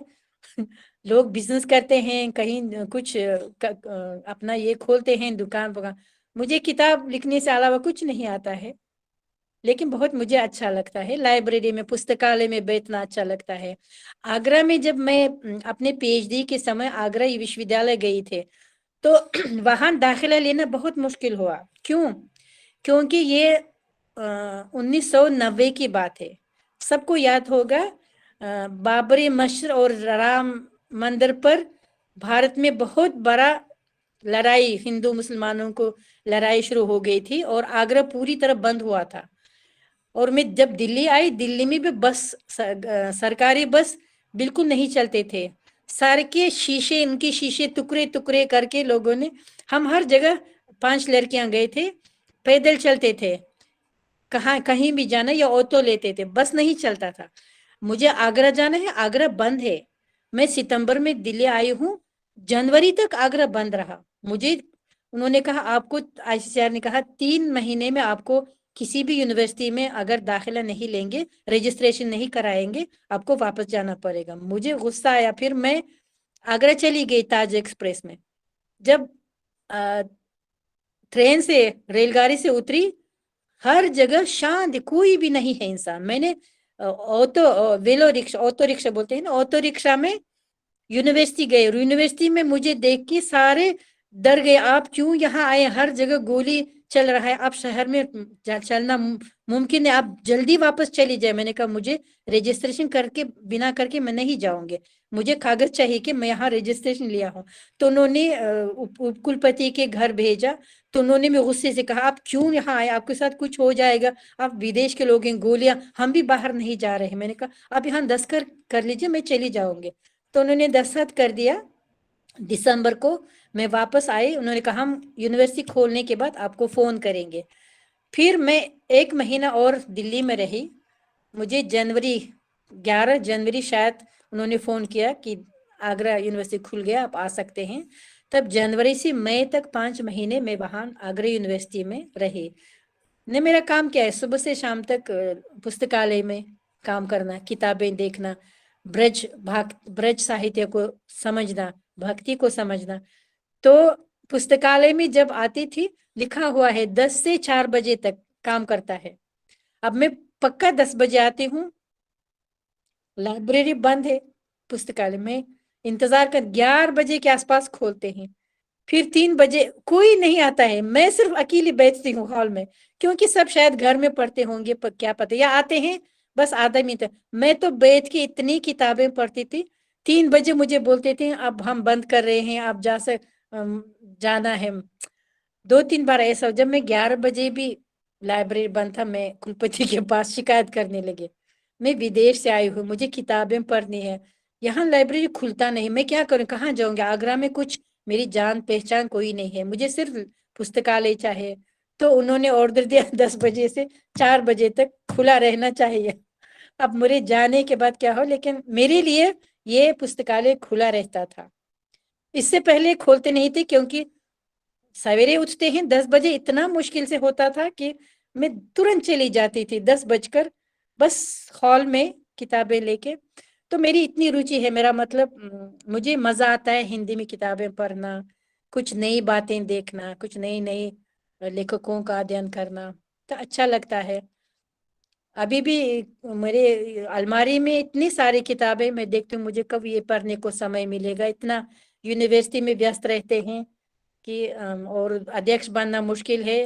अगर सिर्फ अध्यापक होंगे तो घर आके अपना काम कर सकते हैं, अध्यक्ष का काम बहुत मुश्किल है, इतने ज्यादा काम होते हैं कि मैं किताबों की तरफ देखते रहती हूँ कि कब मैं इनको पढ़ूंगी, क्योंकि नई बातें हैं, मुझे इनके बारे में लिखना है, नई किताबें। तो इस तरह की उज्बेकिस्तान में हिंदी जितने भी लोगों के नाम लिया, वो भी ऐसी ही हैं। आंखें खोलते ही हिंदी, आंखें बंद करते हैं बस, सुबह आंखें खोलते ही हिंदी। जो पीएचडी नहीं किए हैं, बस सीनियर टीचर के रूप में काम करते हैं, सीनियर अध्यापक, उनका भी यही, जिंदगी भर हिंदी के लिए अपने को अर्पित किया है।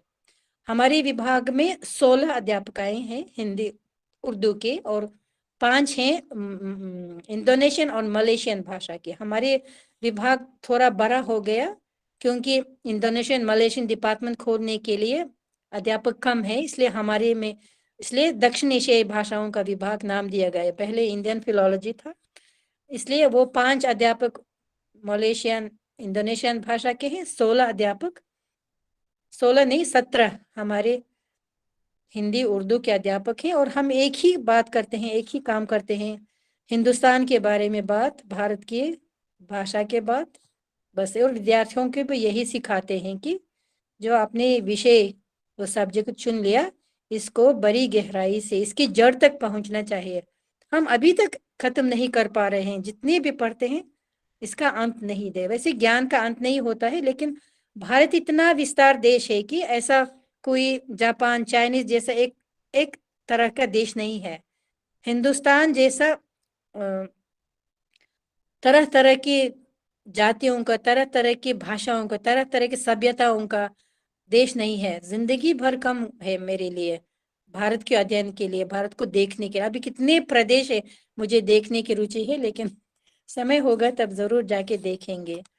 तो अगर मैं हिंदी की स्थिति उज्बेकिस्तान में कैसी है समझा सकी, अपने उस्तादों को याद करना मेरे लिए बहुत गर्व की बात है, ये कर सकी, मेरे लिए खुशी की बात होगी। अगर कोई सवाल है मैं जवाब देने के लिए तैयार हूँ। अब जो भूल गए मैं इसलिए 2 मिनट ले लूंगी, जो याद आएगा। धन्यवाद मैडम, बहुत बहुत धन्यवाद आपका। हमें अभी तक लग रहा था कि हम किसी उज्बेकिस्तान, यहाँ से बहुत दूर वहां पर बैठी हुई किसी एक विद्वान के साथ हम बात कर रहे हैं। हमें लग रहा था कि हमें अपने घर में ही बैठे हुए किसी साथी की हम बात सुन रहे हैं, ऐसा हमें लग रहा था। और बहुत बहुत धन्यवाद, आपने उज्बेकिस्तान के जो वहाँ के जो हिंदी का माहौल है, हिंदी भाषा और साहित्य के संदर्भ में किस तरह जो वहाँ पर काम चल रहा है, उन सभी विषयों के बारे में आपने बहुत ही महत्वपूर्ण जानकारी हमें प्रदान की। आपने एक जगह पर आपने बताया कि आपके उस्ताद से किसी ने सवाल पूछा कि आप इतनी अच्छी उर्दू बोलना कहाँ से सीखा है, तो हमें यह सवाल करना पड़ रहा है कि आपने इतनी अच्छी हिंदी बोलना आपने कहाँ से सीखा है। ये सवाल, हाँ, अक्सर जवाब दे दूं। हाँ बोलिए मैडम, बोलिए। ये सवाल अक्सर देते हैं मुझे। मुझे ये बहुत गर्व की बात है ये सुनना, क्योंकि इसका मतलब मैंने कुछ किया है हिंदी में, क्योंकि अगर ऐसा लग रहा है। लेकिन जब मैं 5वीं कोर्स में थी, एमए, तब सवेर जमाने 5 साल का कोर्स था, वो एमए के बराबर था। अभी तो बीए एमए अभी जारी हुआ है। लेकिन मेरी वो जो खल मुर्जा इफ्ताश मुर्जा जो बहुत बड़े विद्वान हैं, जो राजदूत रहे कई साल भारत में, वो अध्यक्ष थे, डिपार्टमेंट के अध्यक्ष थे। तो उन्होंने कहा तुम खत्म करने के बाद कहाँ काम करना चाहते हो? मैंने कहा अब पता नहीं, मैं तो यहाँ से अलावा किसी कोई ख्याल में नहीं आता है अपने डिपार्टमेंट के अलावा। उन्होंने कहा वो हंस के उन्होंने कहा देखो तुम्हारी उच्चारण बहुत अच्छी है, तुम रेडियो जाओ और अनाउंसर बनो, हिंदी में वहाँ प्रसारण होता है, तुम्हारी उच्चारण बहुत अच्छा है, भारतीय लोग तुम्हारी आवाज सुनेंगे। तो मुझे अच्छा नहीं लगा, मैं क्योंकि वहां से जाना नहीं चाहते थे। मुझे लगा कि वो यहाँ से मुझे निकाल रहे हैं कहीं दूसरी जगह। मैंने कहा ठीक है वहां। उन्होंने कहा मेरा दोस्त काम करता है हिंदी का बहुत अच्छा, वो चलाता है, वो इस डिपार्टमेंट में। कहा तुम बताओ कि ताश मिर्जा साहब ने भेजा है। तो मैं उनके पास गई, सोचा ठीक है अब मेरे गुरु ने कहा मुझे सुनना पड़ेगा। मैं वहां गई उन्होंने कहा तुम आते रहो जब आधा साल के बाद मुझे खत्म करना था, जब खत्म करोगे मैं हम आपको जरूर ले लेंगे, अभी तुम आते रहो, बस सीखोगे रेडियो में काम कैसा है, प्रसारण कैसा चलता है, कैसे बोलते हैं, प्रोग्राम कैसा तैयार होता है। हमारे यहाँ बहुत सारे खत आते हैं भारत से, इन खतों को तुम पढ़ के हमें जवाब लिख दो, हम भेजेंगे भारत। तो मैंने काम करना शुरू किया, हफ्ते में 1-2 बार रेडियो जाती थी, खत लेके इनको पढ़ के इनके लिए जवाब लिख के उनको देती थी। लेकिन फिर जब मैंने डिप्लोमा लिया एमए का अपना, मैंने कहा गुरुजी मैं असल में यहाँ काम करना चाहती हूँ अपने उस्तादों के साथ, क्योंकि उनके पास से कहीं जाना नहीं चाहती थी, इतना मुझे अपने गुरुओं से प्रेम था। तो उन्होंने कहा लेकिन तुम्हारी उच्चारण बहुत अच्छी है ना, मैं चाहती हूँ तुम यहाँ भी काम करो। ठीक है अगर नहीं चाहते हो तो यहाँ रह जाओ। तो रेडियो भी मुझे अंदाजा हुआ क्या है, लेकिन फिर मैं वहां रुक गई। तो मेरे उच्चारण के का कारण शायद उन्होंने कहा कोई जो जिसकी आवाज अच्छी है, गाना अच्छी तरह गाता है, उसका उच्चारण हमेशा अच्छा होता है। तो मेरी थोड़ी आवाज थी, मैं गाती थी पाठशाला में भी, यूनिवर्सिटी में भी, होली के त्योहारों में मुझे मंच पर गाने के लिए खड़ा कर देते थे हिंदी गाने। लेकिन गाने वालों का उच्चारण अच्छा होता है, उन्होंने ऐसा कहा था। लेकिन भारत यात्रा का बहुत बड़ा असर है। भारत में 2 साल 1 साल इस तरह का बार बार जब भी जाते हो 1 साल के लिए जाते थे, 1-2 बार 1 साल के लिए गए, एक बार 2 साल के लिए, फिर 5 महीने के, फिर 3 महीने के लिए। तो बीच में रहते हुए उच्चारण भी ठीक हो जाता है ना भारत में, इसलिए शायद इसका भी वजह है।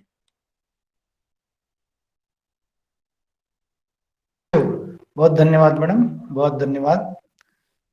और आगे बढ़ते हुए आज के व्याख्यान के संबंध में किसी भी हमारे साथी जो है उनका कोई सवाल हो या कोई जिज्ञासा या कोई प्रश्न, उसे हम स्वीकार करेंगे। मैडम आपके जो शंकाओं का समाधान करेंगी। मैं अपने दोस्तों से निवेदन करता हूं कि अपने जो प्रश्न हो या जिज्ञासाएं या शंका हो, अभी आप अपना माइक ऑन करके पूछ सकते हैं, आपका स्वागत है। हाँ सर, नमस्ते। मंजुनाथ सर, मैं नमस्ते। कुछ बोलना चाहता हूँ। हाँ, महबूब जी हाँ, बोलिए। नमस्ते। मैडम जी, बहुत बढ़िया व्याख्यान दिया आपने। जो उज्बेकिस्तान में रहकर हिंदी की दिशा दशा को इतना आगे बढ़ा रहे हैं, ये सब हम लोगों के लिए एक आइकन के समान है। बीकन ऑफ हिंदी कहते हैं ना, हाँ हमें हाँ राहगीर के समान है आप वहां रहकर इतना काम कर रहे हैं, हम उसमें थोड़ा 50% भी काम करेंगे भारत में, तो और भी हिंदी हमारी बढ़ जाएगी। कर रहे हैं, मगर आप जितना किए हैं उस बराबर हम अभी नहीं किए हैं, हम करना है। धन्यवाद हाँ, धन्यवाद बहुत बढ़िया काम मैडम, बहुत सराहनीय धन्यवाद काम किया आपने। आपके धन्यवाद सभी को हम आभार हैं। धन्यवाद। धन्यवाद धन्यवाद। धन्यवाद महबूब जी, धन्यवाद। और मैडम कोई मित्र अपना विचार हाँ प्रस्तुत करना चाहते हैं? हाँ, नमस्ते मैडम, मैं कलकत्ता से चक्रधर प्रधान। प्रधान जी नमस्ते बोलिए। नमस्ते। नमस्ते। हाँ, व्याख्यान सुनकर तो अच्छा लगा, बहुत प्रेरणा मिली कि आप इस प्रकार भारत के प्रति और भारत विद्या के प्रति इतनी समर्पित है और हिंदी के प्रति इतना प्रेम है। मैडम, दो जिज्ञासाएं मैं आपके सामने रखना चाहता हूँ। हाँ, आपने बिल्कुल। अनुवाद कला के संबंध में अपना जो है उज्बेकिस्तान में उज्बेक भाषा में जो अनुवाद हुए हैं उनके बारे में जानकारी दी। मैं जानना चाहता हूँ, ये जिज्ञासा है, क्या उज्बेक भाषा में गीतांजलि का अनुवाद हुआ है?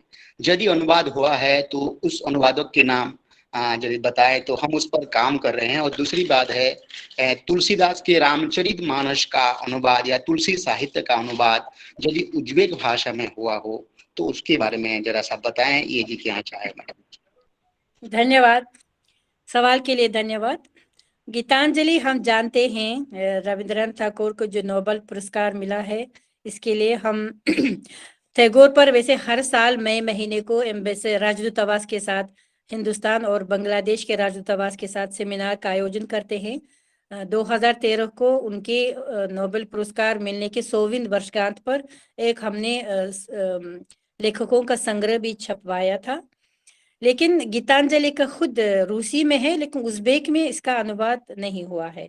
एक मेरी शागिर्द है जो पीएचडी हिंदुस्तान में जेएनयू में किया। जब वो विद्यार्थी थी तो हिंदी सीख रही थी, उसने एक दिन मेरे पास आके कहा, मैं गीतांजलि के उज़्बेक में अनुवाद करना चाहती हूँ। मैंने कहा ये तो बड़ी अच्छी बात है, जरूर करो, अगर मदद चाहिए तो हम दे देंगे जरूर। लेकिन फिर क्या हुआ, वो हिंदुस्तान गई, 2 साल एमए में रही, फिर पीएचडी 3 साल पीएचडी, उसका इंटरनेशनल रिलेशंस था, ऐसा जेएनयू में कैसा आईएस क्या इंटरनेशनल रिलेशंस फैकल्टी एसआईएस में उसने पीएचडी किया। फिर शादी की, फिर बच्चे, इसलिए इस तरह मैंने ये बात सुना था, लेकिन उस लड़की फिर नहीं मिली। फिर उसने वहाँ कहीं काम किया अनुवादक के रूप में। अब शायद उसके प्रोग्राम भी बदल के जिंदगी के दूसरी समस्या आ गई होंगी, इसलिए गीतांजलि का हुआ नहीं है। लेकिन रामायण का, जैसे मैंने कहा, अनुवाद कला में 2 काल है। एक सोवियत जमाना, जहाँ रूसी से उज़्बेक में भारतीय लेखकों की रचना, भारतीय रचनाएं का अनुवाद होता था। दूसरा स्वतंत्रता के, उसमें सीधा हिंदी से। तो उसमें देखिए, हमारे एक बहुत प्रसिद्ध कवि है मोहम्मद अली, उन्होंने बहुत ही रचनाएं लिखी, उपन्यास, कहानियां लिखे हैं।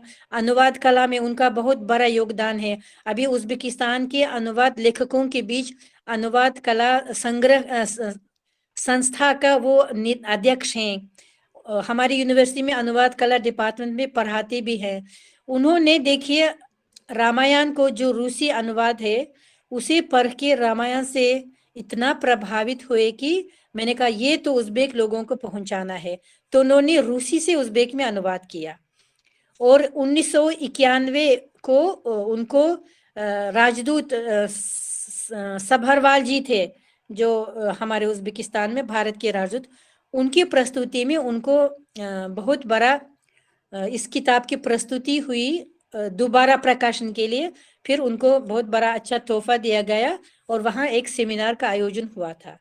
लेकिन रूसी से उज़्बेक में रामायण का हुआ और महाभारत का भी हुआ, रूसी से उज़्बेक में, जो रूसी में महाभारत था वो उज़्बेक में है और रामायण भी रूसी, लेकिन सीधा हिंदी से नहीं हुआ अभी। ये भविष्य का काम है। हाँ हाँ हाँ मैडम, एक प्रश्न और। आपने अपनी बहुत सी रचनाओं के बारे में परिचय दिया और हम बहुत प्रभावित हुए आपकी पुस्तकें। तो मैं जानना चाहता हूँ क्या ये देवनागरी लिपि में प्रकाशित हैं या वहाँ की लिपि में प्रकाशित हैं मैडम? हाँ, ये देखिए, हम उज़्बेक लोगों के लिए लिखते हैं, हाँ इसलिए हमें हिंदी में जो पढ़ के उसे उज़्बेक में लिखना जरूरी है। हम जो भी जितने भी शोध मैंने भक्ति साहित्य पर याद नहीं, लेकिन 70-100 तक किताबें पढ़ी है मेरे पास, अभी तक वो लिस्ट है। लेकिन उनको फिर हमने उज़्बेक में वैज्ञानिक रूप से प्रस्तुत करते हैं। जैसे सूरदास अलग हैं, कृष्ण भक्त हैं, तुलसीदास राम भक्त हैं, कबीर संत हैं। इस तरह के देखिए, मल्लुकदास जी, रज्जब जी, दादू दयाल जी, आनंद धन जी, रामालिंगम स्वामी। तो अष्टचाप के कवि, अष्टचाप की नंददास शीत स्वामी, पुरुष परमानंद जी। तो इस तरह की हम अलग अलग करके किताबों में जो जरूरी लाइन से हम उज़्बेक लोगों छात्रों के लिए विशेष तौर पर हिंदी साहित्य को पढ़ाते हैं। तो उनको अगर हिंदी में पढ़ेंगे वो समझेंगे नहीं, क्योंकि अभी भाषा सीख रहे हैं। इसलिए मेरी सारी किताबें उज़्बेक में हैं। लेकिन एक ही पिछले महीने को हमारा जेएनयू के साथ बहुत अच्छा संबंध है। जेएनयू के भारतीय भाषा केंद्र है, जिसमें प्रोफेसर देवेंद्र चौबे काम करते हैं, प्रोफेसर हाँ, जानते हैं, अनवर आलम जी, इकरामुद्दीन साहब काम करते हैं। तो उनसे हमारा संबंध अच्छा है। तो उन्होंने कहा, चौबे जी ने कहा कि हम हिंदी साहित्य इतिहास किताब लिख रहे हैं, उसमें भक्ति साहित्य आप लिखेंगे। तो मैंने कहा मैं हिंदी में मैं लिखूंगी, अच्छा होगा, नहीं हो ठीक नहीं होगा तो आप संपादित करेंगे? उन्होंने कहा नहीं कोई बात नहीं, आप लिख दीजिए। कई 10-15 पृष्ठों में मध्यकाल भक्ति साहित्य, आप और कोई और लिखने वाले दोनों लिखेंगे, आपका होगा भक्ति साहित्य। और 15 मैंने उसको हिंदी में लिख भेजा। अभी वो प्रकाशित में आएगा शायद सितंबर या अक्टूबर में।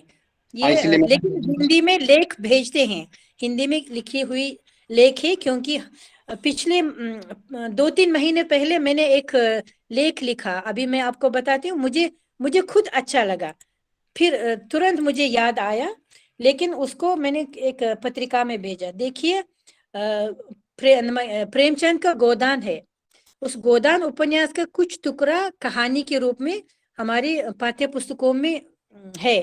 होरी की जीवन का एक दिन नाम से, जो होरी का गाय किस तरह मर जाता है, इस तरह का बहुत छोटी कहानी है, 1.5 पृष्ठों में है। लेकिन गोदान का है, गोदान तो उपन्यास है। लेकिन हमारा उज़्बेक कहानीकार है प्रेमचंद के स्तर का। उज़्बेक कहानी को समझना चाहेंगे तो अब्दुल्ला कहार को पढ़ना जरूरी है। जैसे प्रेमचंद भारतीय जीवन को, गांव के जीवन को अपनी कहानियों में प्रस्तुत किया, उज़्बेक लोगों में अब्दुल्ला कहार ऐसा लेखक थे। तो उनकी एक कहानी है चोर, वो गाय का चोर करता है, गाय की चोरी होती है उसी गरीब खानदान में जिसके लिए गाय का बहुत बड़ा महत्व होता था। तो इतना दोनों कहानियों में बहुत एक रूप से समानता बहुत है।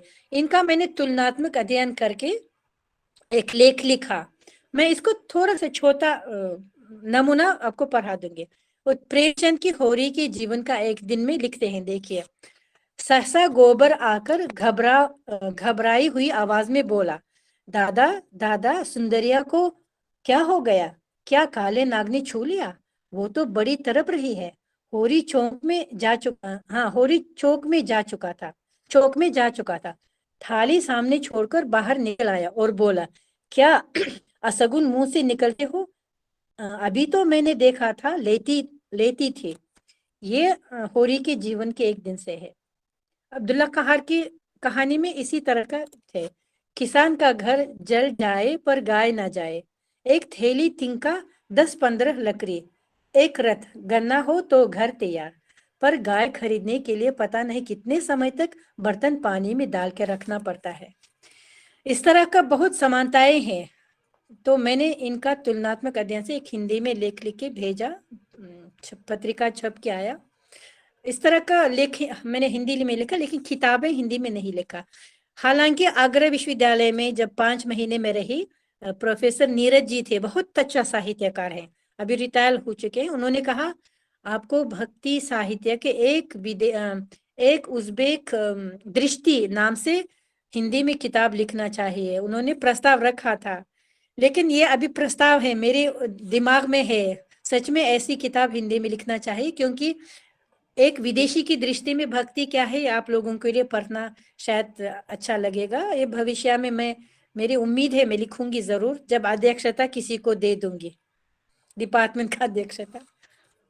धन्यवाद बहुत मैडम, अच्छा धन्यवाद। मैडम, मेरा ऐसा है कि मेरा भी काम भक्ति साहित्य से है, मध्यकालीन साहित्य से है, अच्छा, इसलिए बहुत अच्छा। आप इसलिए अपनी किताबें मुझे भेजिए जी जी जी, ऐसा हिंदी है में। कि मैं पता हाँ करके मेरी किंतु देवनागरी में पुस्तक छपी है, हिंदी हाँ उड़िया राम काव्य मध्यकालीन काव्य पर मेरा शोध है, और भी 2 हाँ पुस्तक तो मैं भेजूंगा। और दूसरी बात है कि भेजिए। मैं विश्व भारती से संबंधित हूँ, विश्व भारती शांति निकेतन रविंद्र भूमि से। अच्छा अच्छा, तो हाँ हाँ हाँ। स्वागत करते हैं, यदि नहीं आए हो मैडम, कभी आए तो अच्छा लगेगा। नहीं नहीं, जरूर आने की इच्छा है, नसीब जी में होगा जरूर आएंगे, लेकिन आप किताब भेजिए जरूर। जरूर धन्यवाद। जरूर भेजेंगे, क्योंकि आपकी वो मध्यकालीन साहित्य वाला अंश यदि देवनागरी या अंग्रेजी में प्रकाशित होगी तो हम लोग यहाँ भारत हाँ में लाभ जरूर जरूर जरूर भेजूंगी जरूर। धन्यवाद मैडम, धन्यवाद प्रधान जी। और कोई साथी अपना विचार या जिज्ञासा, कोई प्रश्न पूछना चाहते हैं, आपका स्वागत है। आज का जो इस व्याख्यान से संबंधित उज़्बेकिस्तान में हिंदी भाषा एवं साहित्य, इस विषय के संबंध में कोई अपना विचार व्यक्त करना चाहते हैं, आपका स्वागत है। कोई प्रश्न हो, कोई जिज्ञासा हो? अगर कोई प्रश्न नहीं है तो हम आगे बढ़ सकते हैं।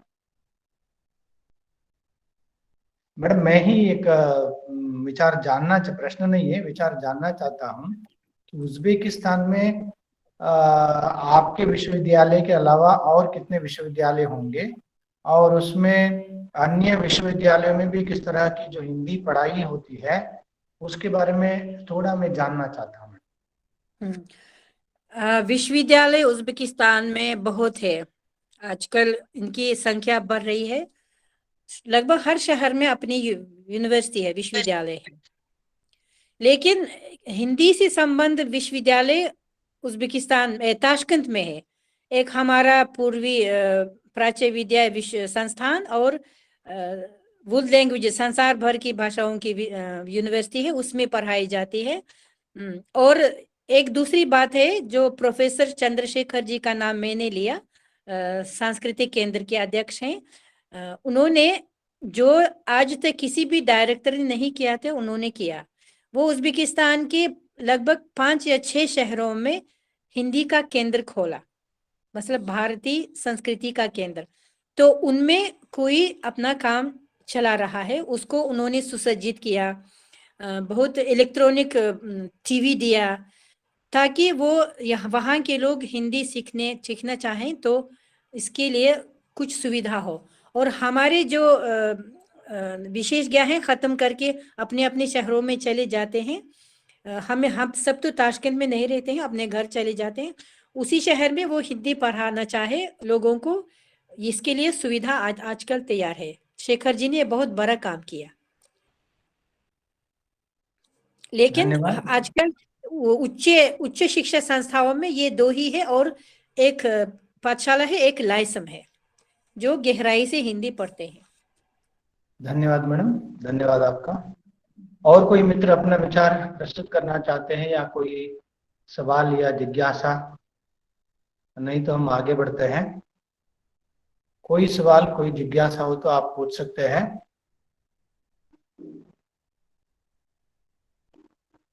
लगता है कोई प्रश्न नहीं है, हम आगे बढ़ेंगे। कोई बात नहीं। हाँ ठीक है मैडम।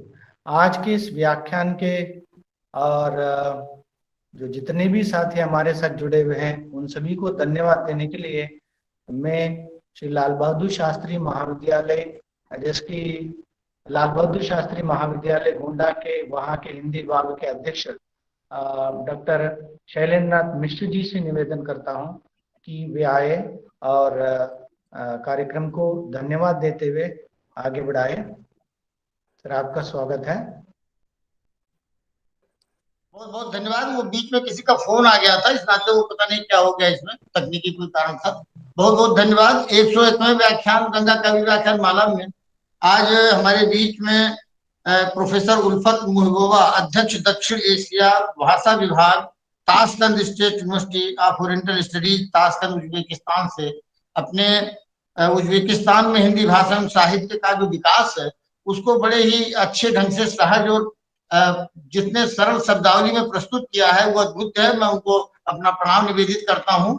उन्होंने भारत के बारे में, भारत विद्या के बारे में और हिंदी भाषा और साहित्य के विकास को लेकर के 1947 के बाद की पूरी परिस्थितियों को, चाहे वो विश्व हिंदी सम्मेलन रहा हो, चाहे वो पाठ्यक्रमों का निर्माण रहा हो, चाहे अनुवाद रहा हो, चाहे वहाँ के शोधार्थियों का जो है भारत में आने जाने का विकासक क्रम रहा हो, पूरे भाषा और साहित्य के बहुआयामी संदर्भों को आपने जिस तरीके से प्रस्तुत किया है, ये पहली बार भारतीय जो है मूल से अलग किसी विदेशी मूल के प्रोफेसर और विद्वान के द्वारा, जो हिंदी का विद्वान है, उसके द्वारा प्रस्तुत इस गंगा काव्य व्याख्यान माला में प्रथम व्याख्यान है। तो आपका 101, लेकिन एक होना भी 100 के बाद भी प्रथम माना जाएगा। तो ये जो प्रथम व्याख्यान है बड़ा अद्भुत व्याख्यान है। और मैं श्री लाल बहादुर शास्त्री डिग्री कॉलेज गोंडा उत्तर प्रदेश से जुड़ा हुआ हूँ, और आपके यहाँ जिस पाठशाला से आपने अध्ययन किया है वो पाठशाला भी लाल बहादुर शास्त्री जी के नाम पर स्थापित है। हमारा ये महाविद्यालय भी उन्हीं के नाम पर स्थापित है। ऐसे में जो भाषा और साहित्य का विकास का संदर्भ जुड़ता है वो बड़ा ही एक अच्छा और प्रेरक प्रसंग उपस्थित कर रहा है। तो इस कार्यक्रम में आपने जिस तरीके से 1964 से लेकर के 1974 में, 1947 में जो भारत के साहित्यकार और यहाँ से तमाम राहुल सांकृत्यायन, अमृता प्रीतम, इन लोगों का जो यहाँ पर दौड़ा हुआ, जैसे आपने बताया कि जो पुस्तकें आप लोगों की हैं उसमें वेदों से लेकर के 17वीं शताब्दी तक पहला जो पाठ्यक्रम आपका है वहां पे उसको स्थापित किया गया है। लेकिन अनुवाद के क्षेत्र में और जो धारावाहिक हैं जैसे महाभारत या रामायण, उनका जो आपके यहाँ अनुवाद हुआ है, तो पूरी भारत की जो सभ्यता और संस्कृति है, जो सभ्यता विमर्श है, वो हिंदी भाषा और साहित्य में आप लोगों ने जिस तरीके से प्रस्तुत किया है, मैं पूरे देश के नागरिक की ओर से आपको प्रणाम करता हूँ। और इस बात पर आश्वस्त हूँ कि हिंदी भाषा और विकास देश और दुनिया में बड़ी रफ्तार से होगा। अब तो संयुक्त राष्ट्र संघ ने भी उसको स्वीकार किया है। तो हिंदी भाषा और साहित्य के विकास को लेकर के आपका थोड़ा अधूरापन होगा, यद्यपि समय बहुत हो गया है, लेकिन जिस और एक आयाम है आपके पर्सनालिटी, व्यक्तित्व का, जो गायन से जुड़ा हुआ है। अगर हिंदी किसी का कविता का आप गायन कर देंगी तो गद्य और पद्य मिला करके पूरे साहित्य की उपस्थित हो जाएगी। भाषा और पाठ्यक्रमों का जिस तरह से विकास हुआ है उसको तो आपने बड़े गहराई से, क्योंकि पूरा आपके उस्तादों की परंपरा उससे जुड़ी रही है और आपने उससे जुड़ करके पूरा तन्मयता के साथ, समर्पण के साथ, चाहे वो विश्व हिंदी सम्मेलन हो, चाहे नए पाठ्यक्रमों का निर्माण हो, चाहे उज्बेकी भाषा में जो है और भी तमाम सारी चीजें। अब आपने 84 की वार्ता पे जो काम किया है वो अद्भुत और अतुल्य है। ऐसे में मैं यही चाहूंगा बिना किसी प्रश्न और जिज्ञासा के कि आपकी पूर्णता इसी में है कि आप अपने व्यक्तित्व की एक छोटी सी प्रस्तुति और कर दें। तक समय बहुत हो गया है, हो सकता है कि मेरे अनुरोध को आप स्वीकार करें। बहुत बहुत धन्यवाद। आप लोगों को भी सुनने के लिए धन्यवाद सबको। मैडम, एक छोटी सी गीत जो कविता बताती हैं कि आप प्रस्तुत करती रही हैं मंचों पे हमेशा जुड़ करके, तो हिंदी कविता को गायन कैसे आप करती हैं उसका एक छोटा सा नमूना, एक कोई उदाहरण। अब गा के जी, और क्या है, तो आपका मंच है और भाषा के साथ साहित्य का पूरा जुड़ाव है, तो साहित्य का विभाग है, तो यहाँ पर तो ये चीजें बिल्कुल अपने आप में एक अद्भुत चीज हो जाएगी। ठीक है, 2 लाइन। जी। ओम जय जगदीश हरे, स्वामी जय जगदीश हरे, भक्त जनों के संकट, दास जनों के संकट क्षण में दूर करे। ओम जय जगदीश हरे। बहुत बहुत धन्यवाद, बहुत बहुत धन्यवाद। आपने जिस क्षेत्र में अध्ययन किया है भक्ति साहित्य का, वो तो पूरी दुनिया में भाषा और भूगोल से मुक्त जो है मानव के हृदय से जुड़ी हुई चीज है, संकल्पना है। तो बहुत बिल्कुल, अच्छा लगा। इस अवसर पर मैं अपने आभासी मंच पर उपस्थित और अच्छे प्रश्नों से इस मंच को और समृद्ध करने वाले आदरणीय चक्रधर जी और इस मंच पर उपस्थित जयशंकर बाबू जी जो पांडिचेरी से जुड़े हैं, प्रोफेसर गंगा प्रसाद शर्मा जी सूरत से जुड़े हुए हैं, आप चीन में प्रोफेसर रहे हैं, professor Sanjay Kumar Pandey ji, professor Ramsamus ji, Bhavani madam Tamil Nadu से, professor Aman Chandra madam, doctor Parmeshwari Sharma ji, doctor Satish SK, doctor Ram Pandey ji, doctor Suresh Patnaik ji, doctor RC Verma ji, Vivek Mani Tripathi ji, Umashankar Shukla ji, Shashkala Tripathi ji, इन सारे लोगों का मैं धन्यवाद ज्ञापन करता हूं, क्योंकि आप लोगों के इस उपस्थिति से आभासी मंच पर इसकी गरिमा और गौरव में लगातार वृद्धि हो रही है, इसकी समृद्धता बढ़ रही है, क्योंकि केवल प्रस्तुतिकरण महत्व तो रखता ही है, लेकिन उसके साथ जो विमर्श और प्रश्न और जिज्ञासाएं जुड़ी रहती हैं, उससे तमाम और नई चीजें जो सामने आती हैं, वो इस मंच को और इस गंगा काव्य व्याख्यान माला को बहुत समृद्ध करती हैं। इन्हीं शब्दों के साथ मैं इस आश्वासन के रूप में एक बात कहना चाहूंगा गंगा काव्य व्याख्यान माला के आयोजकों की ओर से। मैं अपने दोनों संस्थानों के प्राचार्य डॉक्टर पुरुषोत्तम को जी और डॉक्टर रविंद्र कुमार पांडे जी का भी धन्यवाद ज्ञापित करता हूँ, और मंचमाला इस व्याख्यानमाला के जो संयोजक हमारे दो आधार स्तंभ हैं, प्रोफेसर जयशंकर तिवारी जी, प्रोफेसर मंजुनाथ जी, इन दोनों के प्रति कृतज्ञता ज्ञापित करता हूँ कि लगातार वो इस काम को आगे बढ़ा रहे हैं, लेकिन इसको प्रकाशित करके पूरा जो व्याख्यानमाला है उसको टेक्स्ट रूप में कन्वर्ट करके उसको प्रकाशित करके हम लोगों को भी जो है इसका जो है प्रचार प्रसार करने का और आगे जो है अवसर मिले, इस शुभकामना के साथ मैं अपनी वाणी को विराम देता हूं। और एक बार पुनः डॉक्टर प्रोफेसर उल्फत महबूबा जी जो अध्यक्ष है दक्षिणी एशिया भाषा विभाग ताशकंद स्टेट यूनिवर्सिटी से, वो आप ओरिएंटल स्टडीज से जुड़ी हुई है, उनके प्रति कृतज्ञता ज्ञापित करता हूं कि आपने बहुत महत्वपूर्ण समय आपने दिया, और ये आभासी मंच को भी प्रणाम करता हूं। यही एक माध्यम था जिसके नाते हम लोग आज आपको यहाँ पर बैठे हुए सुन रहे हैं। बहुत बहुत धन्यवाद, बहुत बहुत धन्यवाद। बहुत बहुत धन्यवाद सर, आपको आपने सुंदर धन्यवाद दिया। आपको भी मैं इस मंच की ओर से, अपने दोनों संस्थानों की ओर से मैं आपको बहुत बहुत धन्यवाद देता हूं। आपके सहयोग, आपके मार्गदर्शन की वजह से हम आगे बढ़ रहे हैं। आपको बहुत बहुत धन्यवाद। मित्रों, यह गंगा कावेरी व्याख्यान माला प्रेमचंद की जन्म जयंती के अवसर पर, उसी दिन पर यह व्याख्यान माला शुरू हुई थी 2020 31 जुलाई। अभी 2 साल होने को हैं। अभी एक शत व्याख्यान समाप्त हो चुका है और शत एक, जिसकी एक शुरुआत होती है, शैलेंद्र मिश्र सर ने कहा, तो उसी तरह यह बहुत ही सुंदर व्याख्यान रहा। हमारे इस गंगा कावेरी व्याख्यान माला के पटल पर किसी विदेशी मूल के जो हिंदी विद्वान, उनका व्याख्यान यह पहली बार है। मगर मैं सच कहता हूं, मुझे ऐसा नहीं लगा कि ये विदेशी मूल की जो हिंदीतर भाषी जो विद्वान है, ऐसा मुझे नहीं लगा, क्योंकि मेरे घर में मेरे परिवार के किसी एक सदस्य हिंदी जो हिंदी में बात कर रही है, ऐसा हमें लगा। तो मैडम, आपका बहुत बहुत धन्यवाद। हम आगे भी इस उपक्रम में जुड़ते रहेंगे। आपका जो बहुत ही मूल्यवान अनुभव है, आपने जिसकी यहाँ भारत में रह करके हम जिस प्रकार हिंदी में काम नहीं कर पाते हैं, मगर आप वहाँ विदेश में रह करके हिंदी के संबंध में, हिंदी की संस्कृति, हिंदी का साहित्य जो है, हिंदी संप्रदाय जो है, इसके संबंध में आपने काम किया है और रुचि दिखा रही है। इसलिए मैं आपको बहुत बहुत धन्यवाद देता हूँ। आपका मैं हृदय से आभार प्रकट करता हूँ। बहुत धन्यवाद। अगले 2001 को कोई भी होगा, मैं भी सुनना चाहती हूँ। 102 हाँ। धन्यवाद आमंत्रण के लिए। धन्यवाद माथुर जी। सब लोगों से मिला के मुझे भारतीय, बहुत मेरे प्यारे भारतीय नए दोस्तों से मिलाने के लिए आपको धन्यवाद। आगे चलकर हमारी संबंध रहेगी। बहुत बहुत धन्यवाद। नमस्ते, धन्यवाद। नमस्ते नमस्ते। इसके साथ मित्रों, इसके साथ मैं यह, तिवारी जी कुछ कहना चाहेंगे?